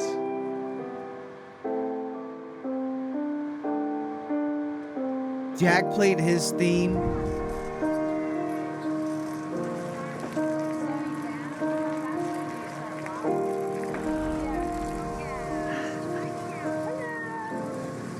The day started at 5:45. It's a beautiful theme. So really, you know what I mean? They it's all the end are. of a normal workday, but not ours. Not ours. As the day winds down in Los Angeles, Damon and Carlton make sure everything is in place for production to begin on episode 17 tomorrow. For you to have a conversation and try to find out specifically what the concerns are. Okay. All right, man. Aloha. Thank you. I talked to Steven. He wants to drop the Charlie bit with the guitar, and I'm much more inclined to lose the Charlie bit. So. and if it works, great, and if it doesn't, Dom is calling me about the song anyway, and it would be a great relief for me to say, don't worry about it. the bridge over the River Kwai thing is also problematic too in terms of clearances and stuff. So I'm gonna try to riff something else. Just for be that little whistling part. something. I mean. Yeah. Okay. All right. Done. Look at that. You got to keep this ball rolling. He said he was more And inclined to back at the lose it. He didn't Hawaiian want to, production but offices, Stephen on his list of Williams, having things that finished he his was call willing with to lose, that Carlton, was pretty is ready high to up. begin principal photography on tomorrow's Gotta make episode. compromises. Generally, at this stage of pre-production, I'm Man. really like just ready to start Yeah. shooting. I just kind of want to start breathing life into the material. So Steven, that picture, was he not too young? Yeah, I'm gonna get him in the morning. I couldn't get him tonight. Probably perfect. Thank you. Okay, thanks. Thank you. My guitar got broken. Can you fix it? What in the God's name happened to that? There it is, the end of a long day and the death of a good guitar. Anyway, have a good night. Okay. Who shot the arrow? Who shot the arrow? See, he's asking the right questions. Making more calls, continuing to try and prep and figure out what I'm doing on Friday, and waiting on a script. This is me getting into the van. My day is over. The sun is near setting. They have done what they call shot me out. My shots are finished for the day. Bye, Mary. I have tomorrow off, and I will be back on Friday. So here we have roll 61. Back on location, as the cast and crew wrap for the day, the camera department quickly packs up the film so it can leave the island tonight for Los Angeles. It's 6 o'clock in Honolulu. That would be 8 o'clock in Los Angeles. And the riders are probably just finishing up for the day, if not on their way home. Yeah. We had a good day today, though. Today was good. Today was a really good day. Today was really Script. I mean, I just really addressed the What we're notes, shooting tomorrow? the notes for tomorrow. I mean, No problem. I'll put these out. we will. I'll give you that. We'll do pinks tomorrow. Yep. Sounds great. We got our script. Scene 27 change. They took the crates. I can't keep track of the order of this stuff. Of who goes to who. Over wires. Nothing major at all. It is only 6:30. Okay, cool. If they don't get this tonight, they should be all right for tomorrow. So I wanted to check up on it.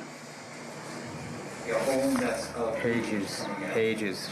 With the arrival of the final script, the production office has a few final details to address. Most importantly, sending out tomorrow's call sheets to the cast and crew. That is good night to the AD office for this day, 7:15.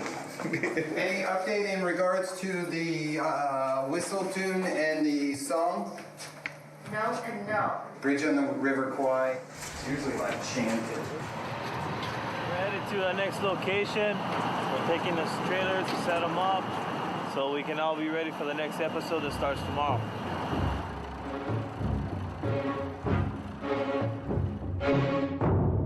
I'm gonna say 14 hours, right? We worked on Damn. probably 7 different episodes today. Got a lot of story work done, and Eddie and Adam's outline cruised, and we got notes on a cut, and I feel much better than I do when I leave most nights. So, you know, we're on good All footing. right, I was gonna say there's probably some days where everything just went wrong, and you're like, I can't do this. Be lost. Thanks, guys. Take it easy. He left the shirt, right, like any other job. Oh, they're shooting the scene. Oh, come on, show us. The Show long us but that successful scene. workday comes to a close for many members of the Lost team. Show us but that others scene. will continue working through the night. The film Damn. shot today will soon be on its way to Los Angeles, and with the sunrise just a few hours away, equipment will be relocated for tomorrow's shoot, where the process starts all over again. Damn, that's insane.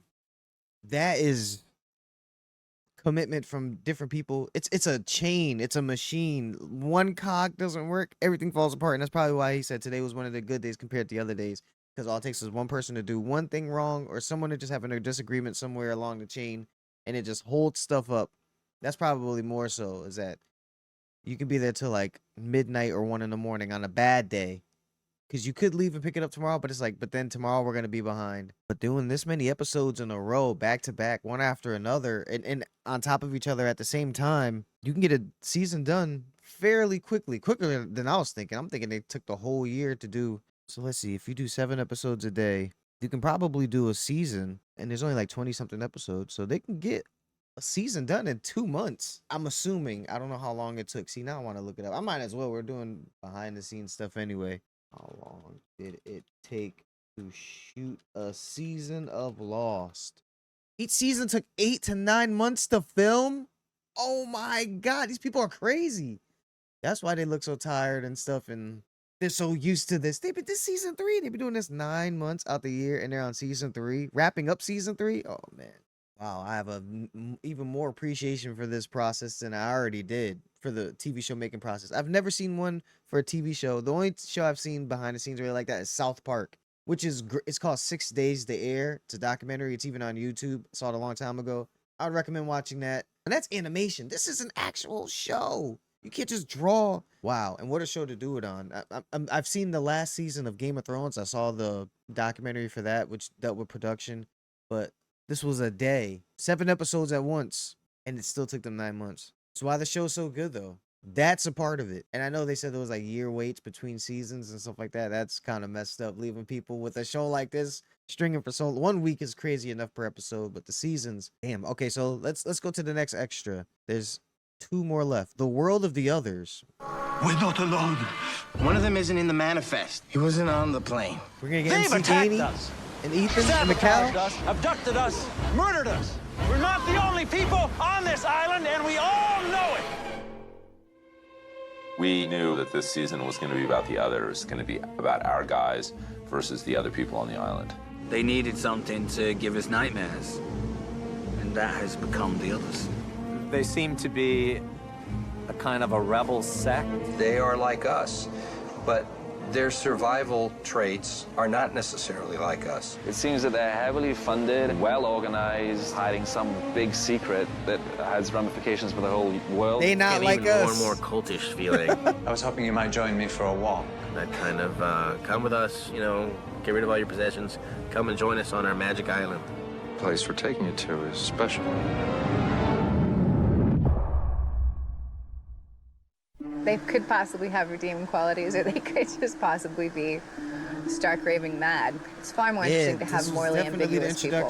Why are we doing this? Of the others, we knew season that 3, we wanted official. to feature some of the others who we had yet to meet. The face of that ultimately being Juliet Elizabeth Mitchell. Juliet's a fertility doctor. She's brought to the island for a specific purpose, to help the women there have babies. There's something cool there.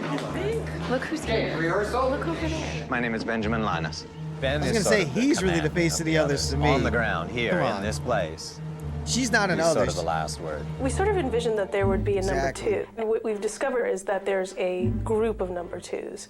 And the idea that there are people under Ben, and not all of them are terribly happy with his leadership. Ben has been wasting our time. Underbosses, We're you know? looking for someone to remind us that we're here for more important reasons. Alpert is the consigliere to the He leader. used the word and consigliere. as such, plays a very important role in influencing the events of the others' lives. It is like a mob. Dick Cheney of the island. That is to say, he was kind of in power for Bush Sr. He has no aspirations to be the president of the island himself. This is Ethan. He's one of my colleagues. It's a pleasure to meet you. Ethan's been creating a lot of problems for our castaways almost since the day that we arrived by infiltrating us. I've now officially shot more episodes since I died than when I was alive. Very, very happy to be back on the island. Mr. Seeing him like this, I appreciate his character more. He was I'm really a a man of peace. psycho. Can't we all just get along? Here he was the most fearful figure in the program for so long, but now that he takes off the scary beard and everything, we kind of like him. She says she knows I wouldn't say your I beard's like fake, Tom. It's more Well, like thanks for pointing that out, Kate. Now, I didn't know the beard was fake for 4 episodes, okay? Then I get the script and they said they found my beard in a locker. I thought, okay, beautiful. Fits right in. Don't know what's going on. Hope I'm not interrupting. You two arguing over who's your favorite other? There are sort of good guys and bad guys inside the others community. Right, And like we were on my talking list of about others, Alex there's in that way regard. better I think that others Carl like and Alex are sort and of rebel others. They go against the others' Like way that I of like. life and teachings. If I get caught, your father's gonna kill me this time. But there are also Ben loyalists. Miss Clue is willing to do anything to protect the secret of the yeah. island. See, I would like She lump would Tom rather in be with killed her and than Mikhail. He taken definitely wasn't on that end of it. Mikhail, aka Patchy. He is the guy who mans the flame hatch, which is the communications nerve center for the others. This is a hero of mine, of Patchy's, Nadia Comaneci, the famous Romanian gymnast. And he is a loyalist. He is an others loyalist. There is nothing you could do to me that would make me lead you there. One of the things that we in season 3 was explore some of the other Dharma stations that we referenced, and if people studied the map that was found in the hatch. I definitely looked at the map on the rewatch. The barracks is I didn't sort want of to the do it the official, first time and spoil it. name. That was the Dharma Initiative's name, but we, as the writers, like to call it New Otherton. And the others call it home. It's New kind of a Otherton. place where people retire, raise their families, the schools are good. So once water is added to bicarbonate, we will get our very own volcanic eruption. Looks like any kind of mainland neighborhood, except it's actually like nestled in a valley surrounded by mountains on this, you know, mystical island. You two could have a tropical getaway here. It's a perfect suburban neighborhood where all the houses are painted exactly the same. These beautiful mustard-colored bungalows. There's flowers growing the and people color having is barbecue horrid. and someone cutting the lawn and people dressed in cool pastel colors with their hair and makeup nicely done. It's a little Stepfordish in a way, like Stepford summer camp, really. There's always something fun going on. Stepford Whether it's summer the camp, badminton that's good. contest, the horseshoes, the book clubs. We have it all here. Okay, everyone into your positions. There's the undertone of something that's not quite right. It's different than, say, your average suburbia in California somewhere. That would happen to be things like surveillance cameras, speakers, I never even noticed the and cameras. security lights. You wouldn't necessarily see that in your own comfortable neighborhood. And that's to give an idea, a very subtle idea, that there's something else going on behind the scenes here. All the places that the others inhabit or the places that they work in have a wonderful sort of science fiction, fantasy quality about them. Is this one of their stations, the Dharma Initiative? They called it the Hydra. This is our logo for the Hydra station. It's basically the Hydra, which was a mythological creature with several different heads. And so there's various different types of substations used for experimentation. The Hydra station is basically the zoological station, which we've been alluding to since we saw the polar bear in the pilot. Let's finally go to this place where these animals were. That was cool to get a direct link to that polar bear, you know, with the cages. Polar bear cages. Could I interest you in possibly a fish biscuit? Our experimental island and the cages that were our first 6 episodes was actually a theme park which had basically just run wild over the last 15 years. The Well, that's production perfect. designers built a couple of cages and we painted a few Dharma logos on the wall and we were ready to go. What is behind me is the exterior of the Hydra facility. When we saw this building, we just loved this kind of blocky 80s style architecture and this state of dilapidation, so it suited the look that we were after perfectly. Everything here is aged, industrial, and a little bit larger and a little bit unusual. So this was like the ideal place to kind of give off that sensation. It's Jack!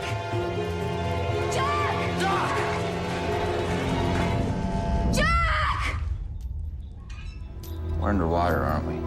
We know that the cage that Jack was kept in was used to bring in maybe sharks, and Juliet says dolphins as well. The concrete walls, the tile, the steel floor, the table that Jack is laid upon, and the harness all lend itself to feeling that Jack is being held prisoner in a very dark space. Open the door. I can't, Jack. I do that, we die. An important conceptual thing to understand is that we're saying that this building behind They were us like is telling where us the where they were at operating without theater telling us is what and all also those where little the details. cages are. And then another little subsection of this facility is where we have Jack's room and the surveillance room, which is meant to be below sea level. And then it had another complex of buildings off to the side. That's where room 23 was. Here it is! Yep. The Dharma Initiative was doing all these experiments on animals. So is that Clockwork room that Orange Carl room. was in for humans? Or what kind of animals were they showing those films to? Like, what was really going on there? That's our island? What, you didn't believe me when I Yeah, told that you before? definitely. We need a boat. Having that room made you We realize saw these the dudes like Hydra had a Station torture Island room? Oh, hell on no. Russo's map. And they were in the torturing first Carl? season. I think that's great because then fans can What if go they're back home? and go, hey, that was there from day one. That's kind of cool. And then, of course, we saw the Flame Station on another map. The Flame is really a communication station. Its purpose is to sort of be the conduit between the island and the outside world. I want detailed files on every single passenger. Already working on it. The others have all this information about our castaways, and Mikhail has sort of been kind of collecting it on their behalf.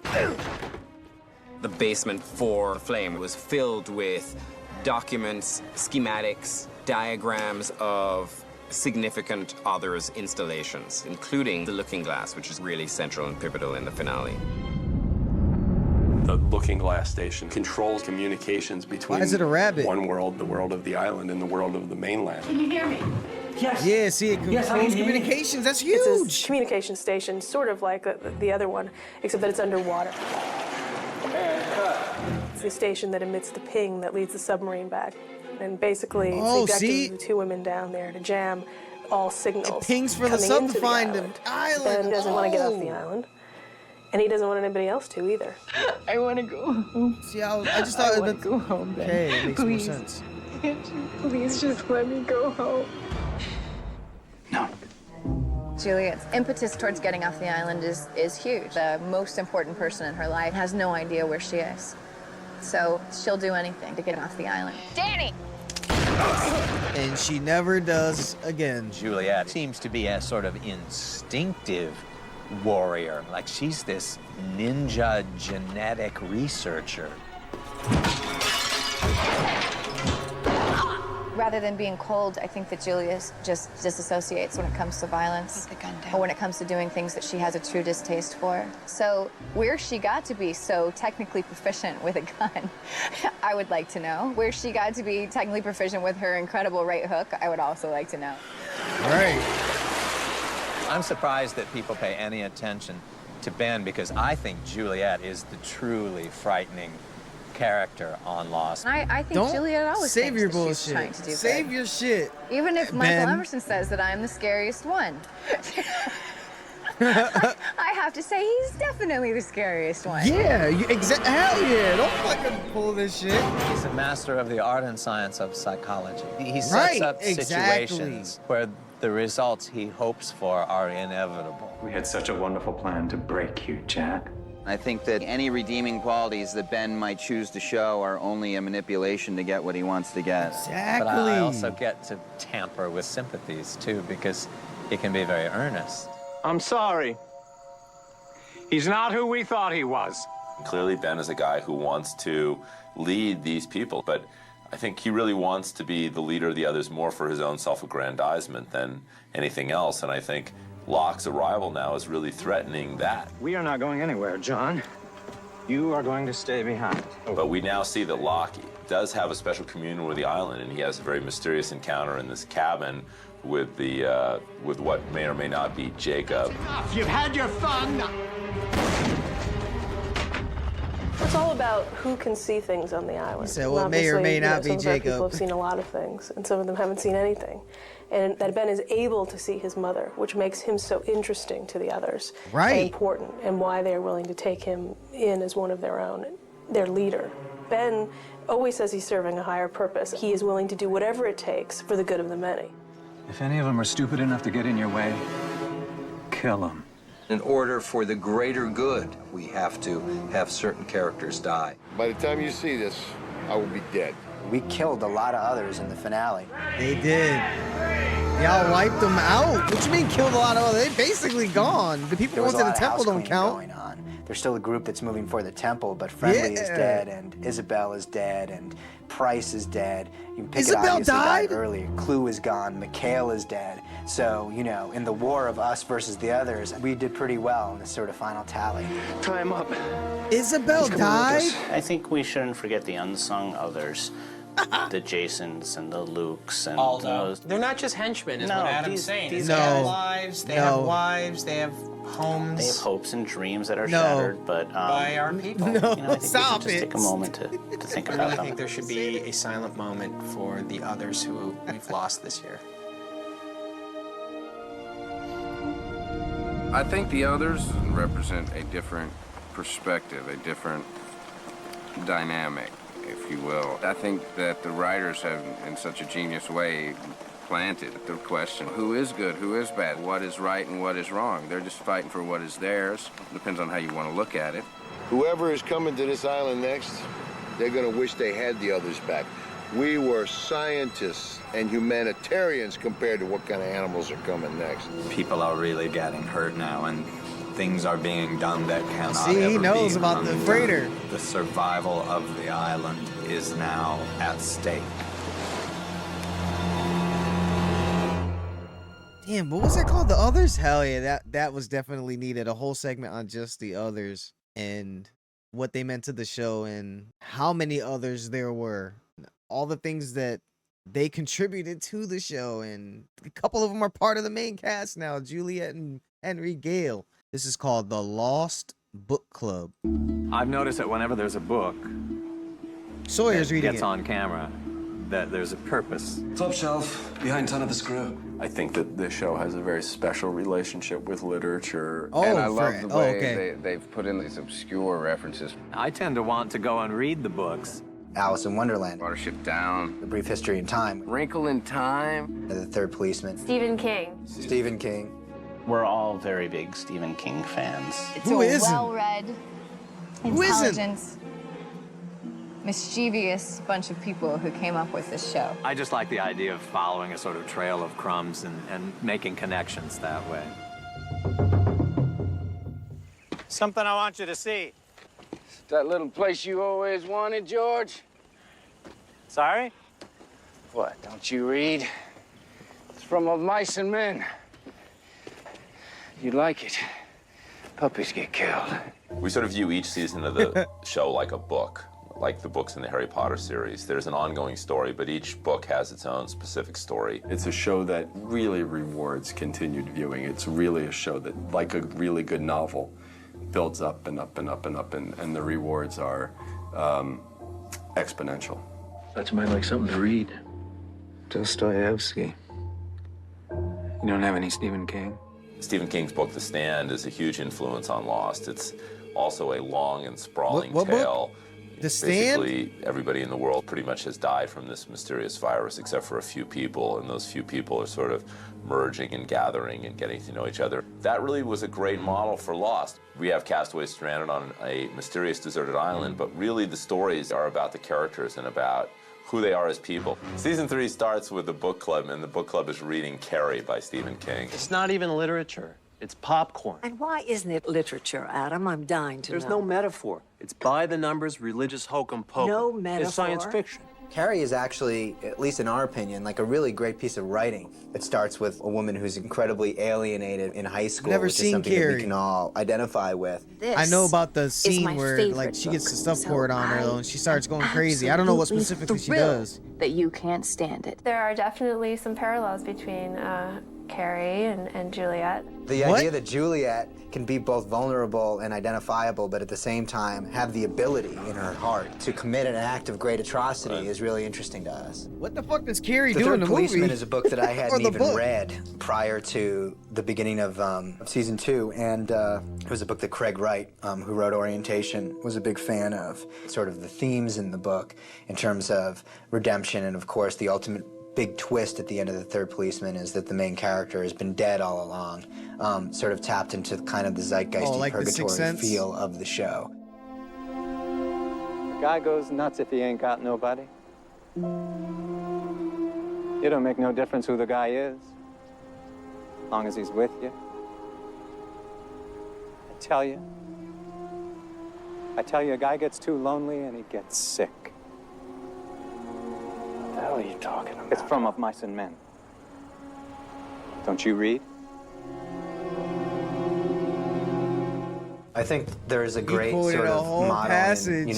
in genre storytelling that He's like, kind of forget goes your all the way little back again to one-off Dickens with line. The Christmas Carol. That idea of being able to see your life, knowing everything you know. We figured that we had a real great opportunity to do that just this once with Desmond and explaining how did he acquire this power to see the future. There's a very Dickensian quality to Lost in general in terms of the way that we use coincidence as a storytelling technique, but also the way that Dickens wrote his stories, which was in a heavily serialized fashion, you know. Great Expectations sort of doled out and, you know, was published in newspapers and, you know, in little mini books. You'd read it a chapter at a time and he would get audience and fan feedback. It was a very primitive sort of, you know, internet. Damn, that is smart. I read everything Mr. That Charles is Dickens smart. has ever written. Damn. Every wonderful word. Every book. Except this one. I'm saving it. So it'll be the last thing I ever read before I die. Nice idea, long as you know when you're gonna die. There's a fairly well-known story in literary circles that, you know, Damn, John that's a Irving crazy has line. a copy of Our Mutual Friend. Long as you know and when. that he says it's going to be the last book that he ever reads. We sort of expropriated that idea and gave it to Desmond. As cheesy as it sounds, like when I was growing up, you know, I'd watch Saturday morning cartoons, and between the cartoons, like, TV actors would be like, reading is fundamental. These racks and shelves contain a lot of books. And they would hold up books and, like, they'd be like, go out and buy this book. How do you feel about them? Are they your friends? Lost is sort of trying to do that again. You know, hey, check out this book that Sawyer's reading. Hell of a book. It's about bunnies. I love that Sawyer is a bookworm, and I love that he reads anything and everything. Things you would not typically think Sawyer would read. He's looking at a library from 1970-something in a hatch, and then whatever is on the plane. That's the thing I love the most about it, is that it's not like he can go out and buy a book. He can read what's there, and once he's done, that's it. Reading to the baby, if you remember, he was reading his car magazines to the baby. Christina, in one of our episodes, really wanted to have Sawyer reading Are You There, God, It's Me, Margaret, and I thought that was hilarious. How's your book? God, it's me, Margaret. Predictable. Not nearly enough sex. I always imagined that he read all the books that he really wanted to read first, that were cool to him, but now he's getting to the Ayn Rand. Fountainhead's a very intimidating book, but I think that when he started reading it, I think he probably really loved it because there's this character in it called Rourke, sort of a renegade, who is very much like Sawyer. There's sort of like these mythological stories that are ongoing, you know, referenced in a way over the course of the show. The Wizard of Oz is obviously a big one, and last year the Henry Gale reference kind of kicked it off. But then, of course, the imagery of the Wicked Witch of the East, who gets totaled by Dorothy's house in Kansas. Oh, yeah. This year we continued there, and then obviously with an episode called The Man Behind the Curtain. Right. There is no Jacob. Right. You are the man behind the curtain. The Wizard of Oz. And you're a liar. We've always envisioned Benjamin Linus as that kind of a guy, but maybe now we're beginning to believe that there is, in fact, an almighty and powerful Oz, and if he is almighty and powerful, that might be a very scary thing indeed. Sometimes people think that if you're doing genre television, that it can't also be substantive. And I think in Lost, we're trying to, you know, really address kind of serious thematic concerns. I mean, this is a show where the title Lost is really more about how these characters are metaphorically lost in their lives than literally being lost on this mysterious island. I never realized that. Really? That's pretty cool, isn't it? Deep. People saw the pilot, it was kind of like, oh, is it going to be like Lord of the Flies? And the reality of Lord of the Flies our is world, definitely Lord where of the everyone's Flies gonna go has to actually been first. strangely inapplicable. Lord of the Flies is about a group of kids and how their society basically breaks into two. One is savage and one is civilized. There was an unseen monster, and they started killing each other. But well, actually, it does seem like I stand corrected. Honestly, the savages are our people, the castaways. You know. You keep defending the others, and I don't know why you do They that. tuck their shirts in, and they have refrigerators. Because they have fridges, Savages you don't mess tuck with their them? shirts in. Look at you. You're a savage. That's true. So I guess I'm out of the book club. It didn't cross my mind that this could be like deception going on, that people could just be lying. I really thought there was someone in charge making all these things happen. Not like the smoke monster was just a person. What? Everything was done for a reason. They were trying to save Claire. Ethan was taking it a little bit too far, but yeah. A lot of, like, Henry Gale, I believed him. Like Mike leaving and then coming back and shooting Ana Lucia, and then you see why. Oh no, actually, wouldn't that have been crazy if we saw him shooting Ana Lucia out of nowhere? Oh yeah, we do. And then we get the 3 minutes episode afterwards. Yeah, that's right. That's right. Devious work. That's why when Elizabeth Mitchell said the creators of the show, she used, would she say devious or mischievous as one of the descriptions for, yeah, I would say so. Because that's like, oh, that's wrong. Oh, you just do that so many times throughout the show. I'm going to try to throw the deleted scenes in here too. Put it in this episode as well. It'll probably be split up when it goes to YouTube, but Alex and Daddy, all right. They don't seem too long. You. No. No.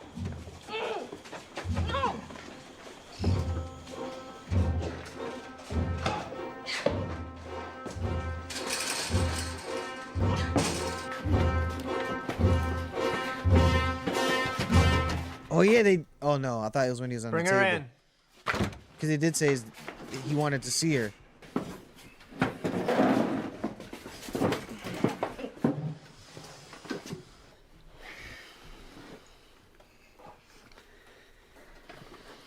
Is this after she helped him escape? I want you to lay off Ford. Oh no. Okay. I need your word, Danny. You got it. Thank you. Now please wait outside.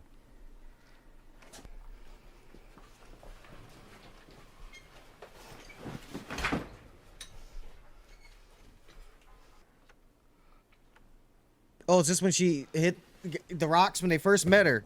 Probably. Kate Carl's and... not dead. He's locked up. Okay. Why? For how long?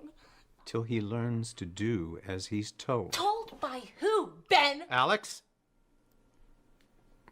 Please don't call me that. Oh, I'm sorry. It just sounds kind of weird to say, why'd you throw the man I love in a cage, Dad? You're 16. You have no idea what love is. I hate you.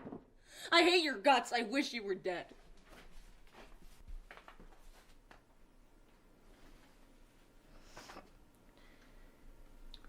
Well, you may get your wish. Why would you say that? What? Why would you say I have that? a tumor on my spine. To make her feel bad?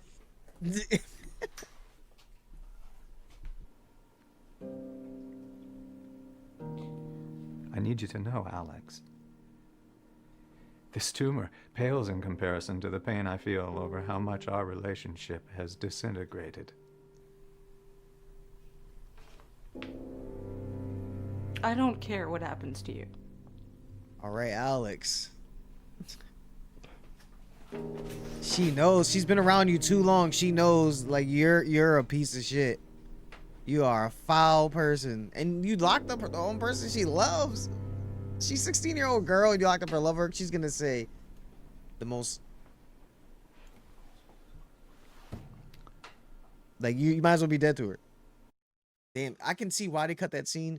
Just from the splicing in it, you can tell that scene was actually a lot longer. And they probably had a lot to throw in. Yeah, it was probably running around like 5 minutes. I do like the information we got from the scene, though. I mean, damn. He definitely didn't lay off of Sawyer. Or maybe he did. Yeah, after the first episode when he was...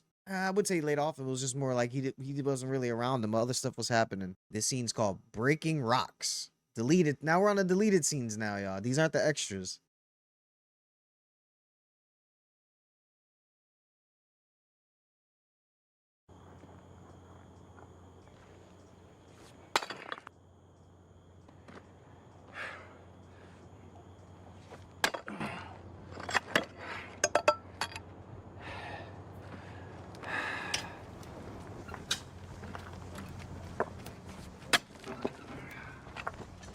Hi.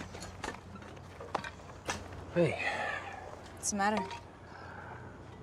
Nothing. Sawyer.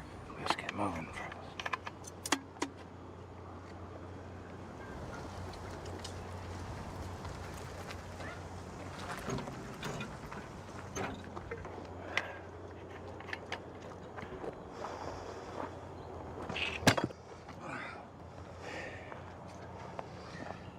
Any idea what you're working on here, Ford? No, sir.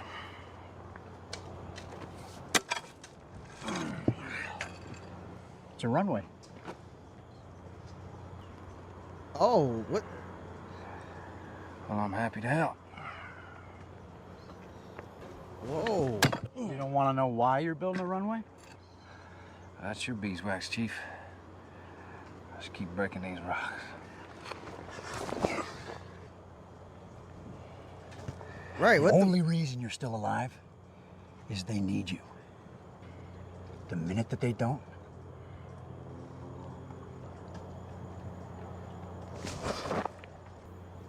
oh man, Danny's a real slime ball. Maybe they didn't want to reveal the runway part of it. That's why they cut that out. I forgot who actually explains it and when we first know. I think Sawyer said they were building a runway, right? And he said they didn't know why. No, he just said they were breaking rocks and they didn't know why. Changing our luck.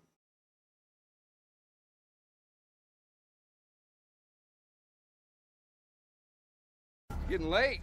I think I'm gonna hang here a while. Let her run out of gas. You all right, Tiger?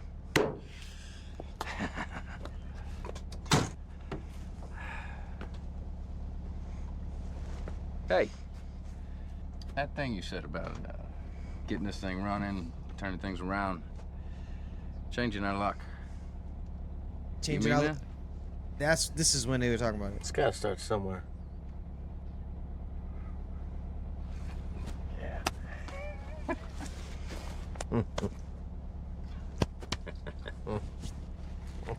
Where's Charlie? Yep.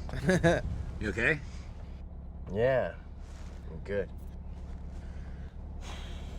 thanks.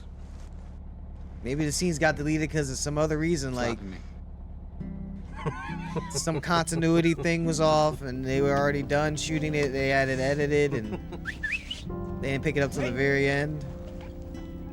Or it could just be runtime. I like this scene though. I mean, I like this whole episode. Especially we at least left the Sawyer line in there and the Charlie one. Yeah, the whole scene was good. Them all walking up the hill with Vincent. Damn, one of the few bright spots. I'm not even gonna say not bad. One of the few great spots, man, in their life on the island. Charlie carries on. Okay, when did Charlie carry on?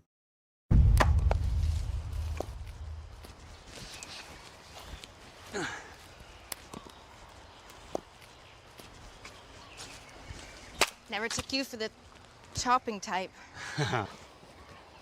Helps me get centered.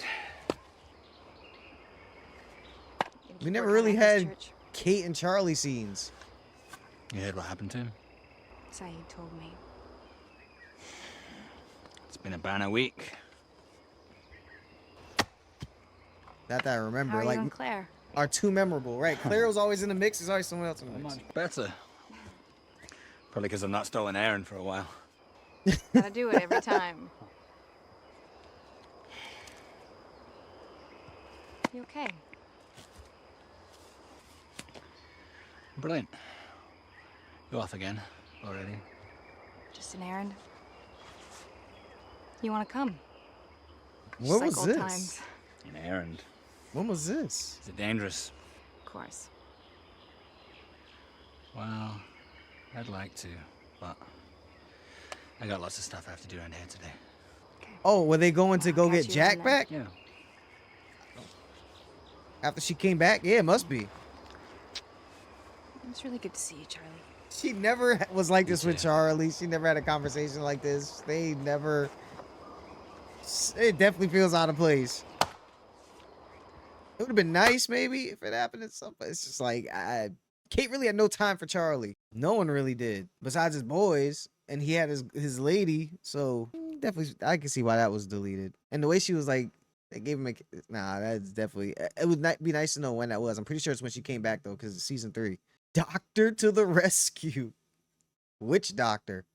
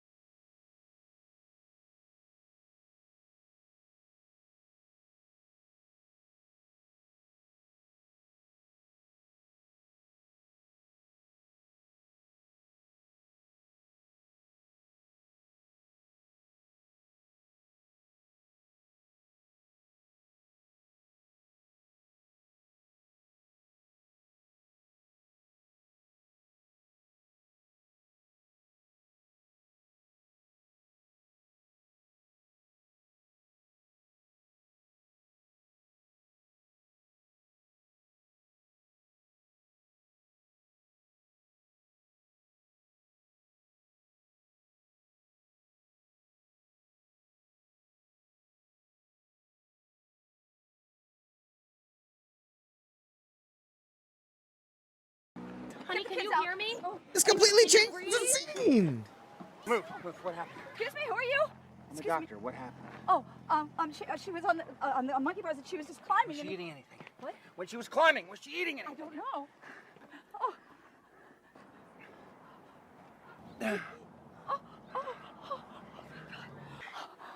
thank God. Oh, thank God. Thank you. Holy crap! Why didn't they leave this in here? Okay. Oh man! Doctor to the rescue.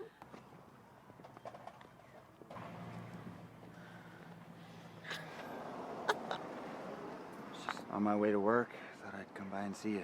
You didn't come by to see me, Jack. You came by to watch me. You know, if I want to come talk to my wife, I don't have to ask permission. Ex-wife. Jack. She was like, "Thanks for saving the little girl, but fuck off." Guy with the art supplies. Sign the papers, Jack. Just sign the papers. Nah, they should have kept this scene in. They should have kept that scene in. That just led to the more instability of Jack. And this was in the past, right? This wasn't when he came back. I can't remember. No, yeah, because she's not pregnant. Don't trust her, Jack. What?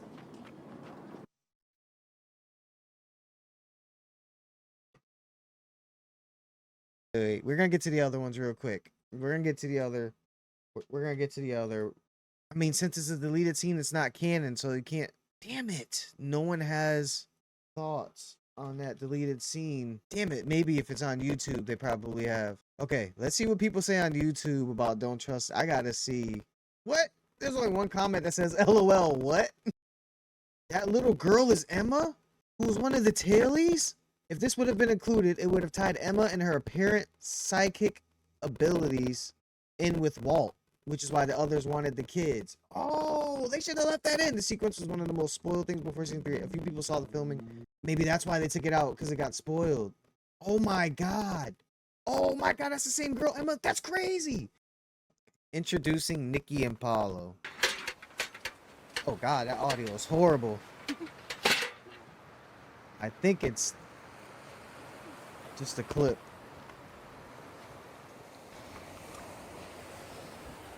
Yeah, it's just a clip.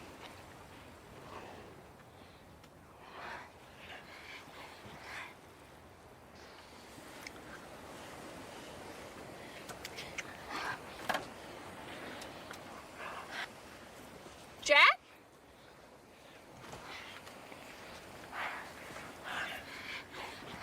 They getting dirty in Jack's tent. Oh my god. I will stop. Nikki? Get off. What? Move. What the? Sorry, Claire. No, it's fine. Don't. This is not your tent, is it? No, it's not yours either. It's actually Jack's, and We didn't do this on purpose. We needed some aspirin, and so we came in. It's fine. You don't need to Make an explain. excuse to her. Because she walked in on us having sex. That's what you God do. forbid someone has sex on this island. Damn, Paulo. Sorry, it just happened. It's fine. Don't worry. Yeah, what the fuck? I don't care. Like, hell yeah, bro. Do you? What the shit? The fuck? Okay, that was a weird scene. That was a weird scene. Sex talk is the next episode. Is it really right after that scene? Does it pertain to that? Does it relate to that, Claire? Hey. Hey.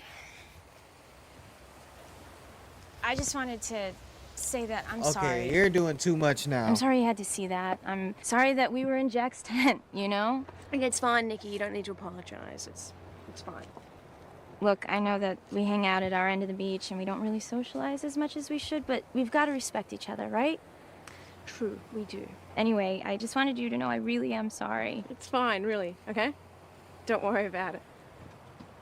So you're probably wondering, why Jack's tent? No, not really. We were looking for aspirin.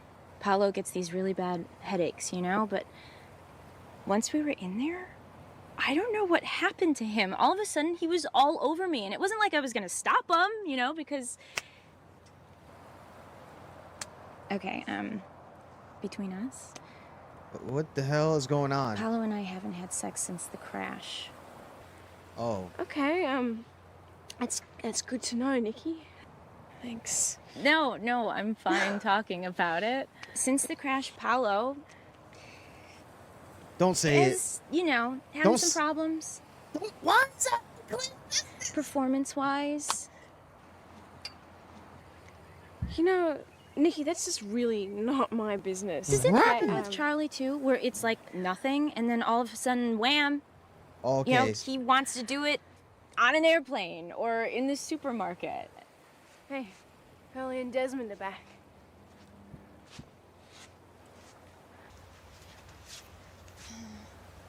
No, Jack. Oh yeah, this is when he found them in the or anyone woods. else. Oh, so this is supposed to tie into other scenes. That's probably not that episode. It was the Nikki and Paul episode referencing that moment. Okay, because I'm like, what? Why would they introduce Nikki that soon? Superpowers, dude. There's a combo between powers and dude. I'm thinking of a number between 1 and 100. What is it? 74. Just take a guess, dude. 74. 73. What? Sorry to disappoint you. Okay, I've hidden a penny somewhere on this beach. Is there something you want to ask me, Hugo? Hell no. Hell no. Hell no. I was gonna say 72. I was gonna say 74 and I was gonna say, nah, 72. I was one number off? Come on, y'all. Come on, y'all. Come on. Come on. We're not doing this. I don't think that was in the show, and I'm just remembering from that. Something just said 74 in my head. 1 in 100. What is it? Just take a guess, dude. 73. Sorry to disappoint you. Oh my God. I've hidden a penny. That's scary to somewhere me. on this beach. Is there something you want to ask me, Hugo? I'm hitting a penny. Do you have superpowers? You know, superpowers. Green Lantern got his ring from aliens. The Flash was hit by lightning. The Fantastic Four got blasted by cosmic rays. And us, I mean, the sky turned purple, then the earthquake happened, and my teeth vibrated. I mean, what if we were all like radiation? How come no one's talking about the effects of that? All right. Let's talk about it. Okay. You were there. What happened when the hatch exploded? I woke up in the jungle with a bad headache and no voice. Both temporary. Uh-huh. And what about Desmond? I saw him running through the jungle just after it happened. Is that a superpower? No. But future seeing is. I'm not sure I'm following you. Well, today, just now, you're telling us Echo's dead? And Desmond's spidey sense goes off. I mean, you saw it, didn't you? Well, Hugo, if he can see the future, I don't want to know that he can. Are you kidding me? If you could know what was going to happen, why wouldn't you? You might change it. Or whatever happens, most happens. This thing's in the power of I might this. not like what I found out. Oh, that too. Sorry about the audio, y'all. Relax, John. Jacob is near. Does it bother you that your daughter gave me a gun? Alex is a 16-year-old. She's in a rebellious phase. If this is rebellious, I'd hate to see what you Right, do when she finds out rebellious. you're not her real father. Oh. Oh, yeah, because they know about Russo. I know you kidnapped her when she was a baby from Rousseau. I did not kidnap her. I'm just the one who raised her. Then why did you tell her that her mother was dead? Because her mother's a raving lunatic who slaughtered her entire research team and spent the next 16 years sleeping in ditches. What would you have told her? I mean, think about it, John. Imagine how much happier your childhood would have been if you had no idea who your parents were. Damn, that's a good line. Oh, that's good. They should have kept that one in too. Oh, damn. Funeral scene. Whose funeral? Oh, probably.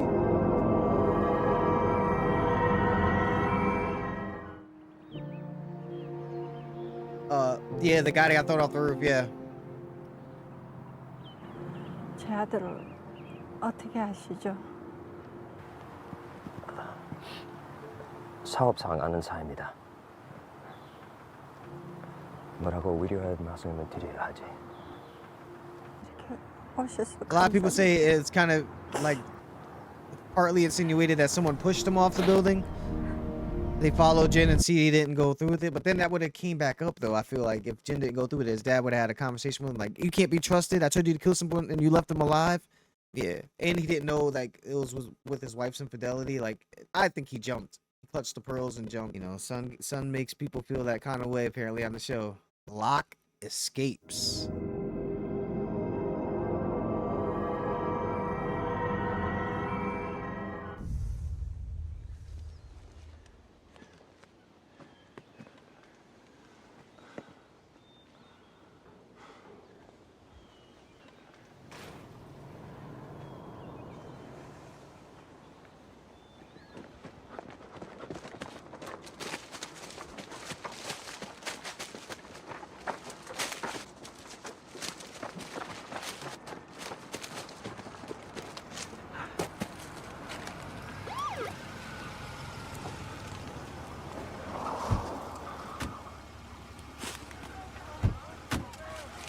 Oh, yeah. That is crazy. We never got the conclusion of that. I mean, they could have threw that in there. Does he see him?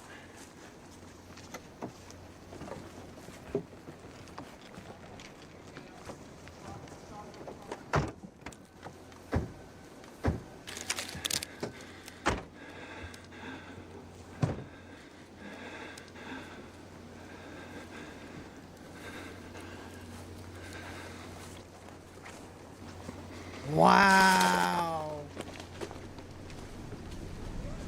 Wow. That's a huge scene, too. Holy crap, Locke. He got spotted. Why would you run back there, though? And he could have killed him. He found out. And he knows anyone else in this organization would have killed him in those woods.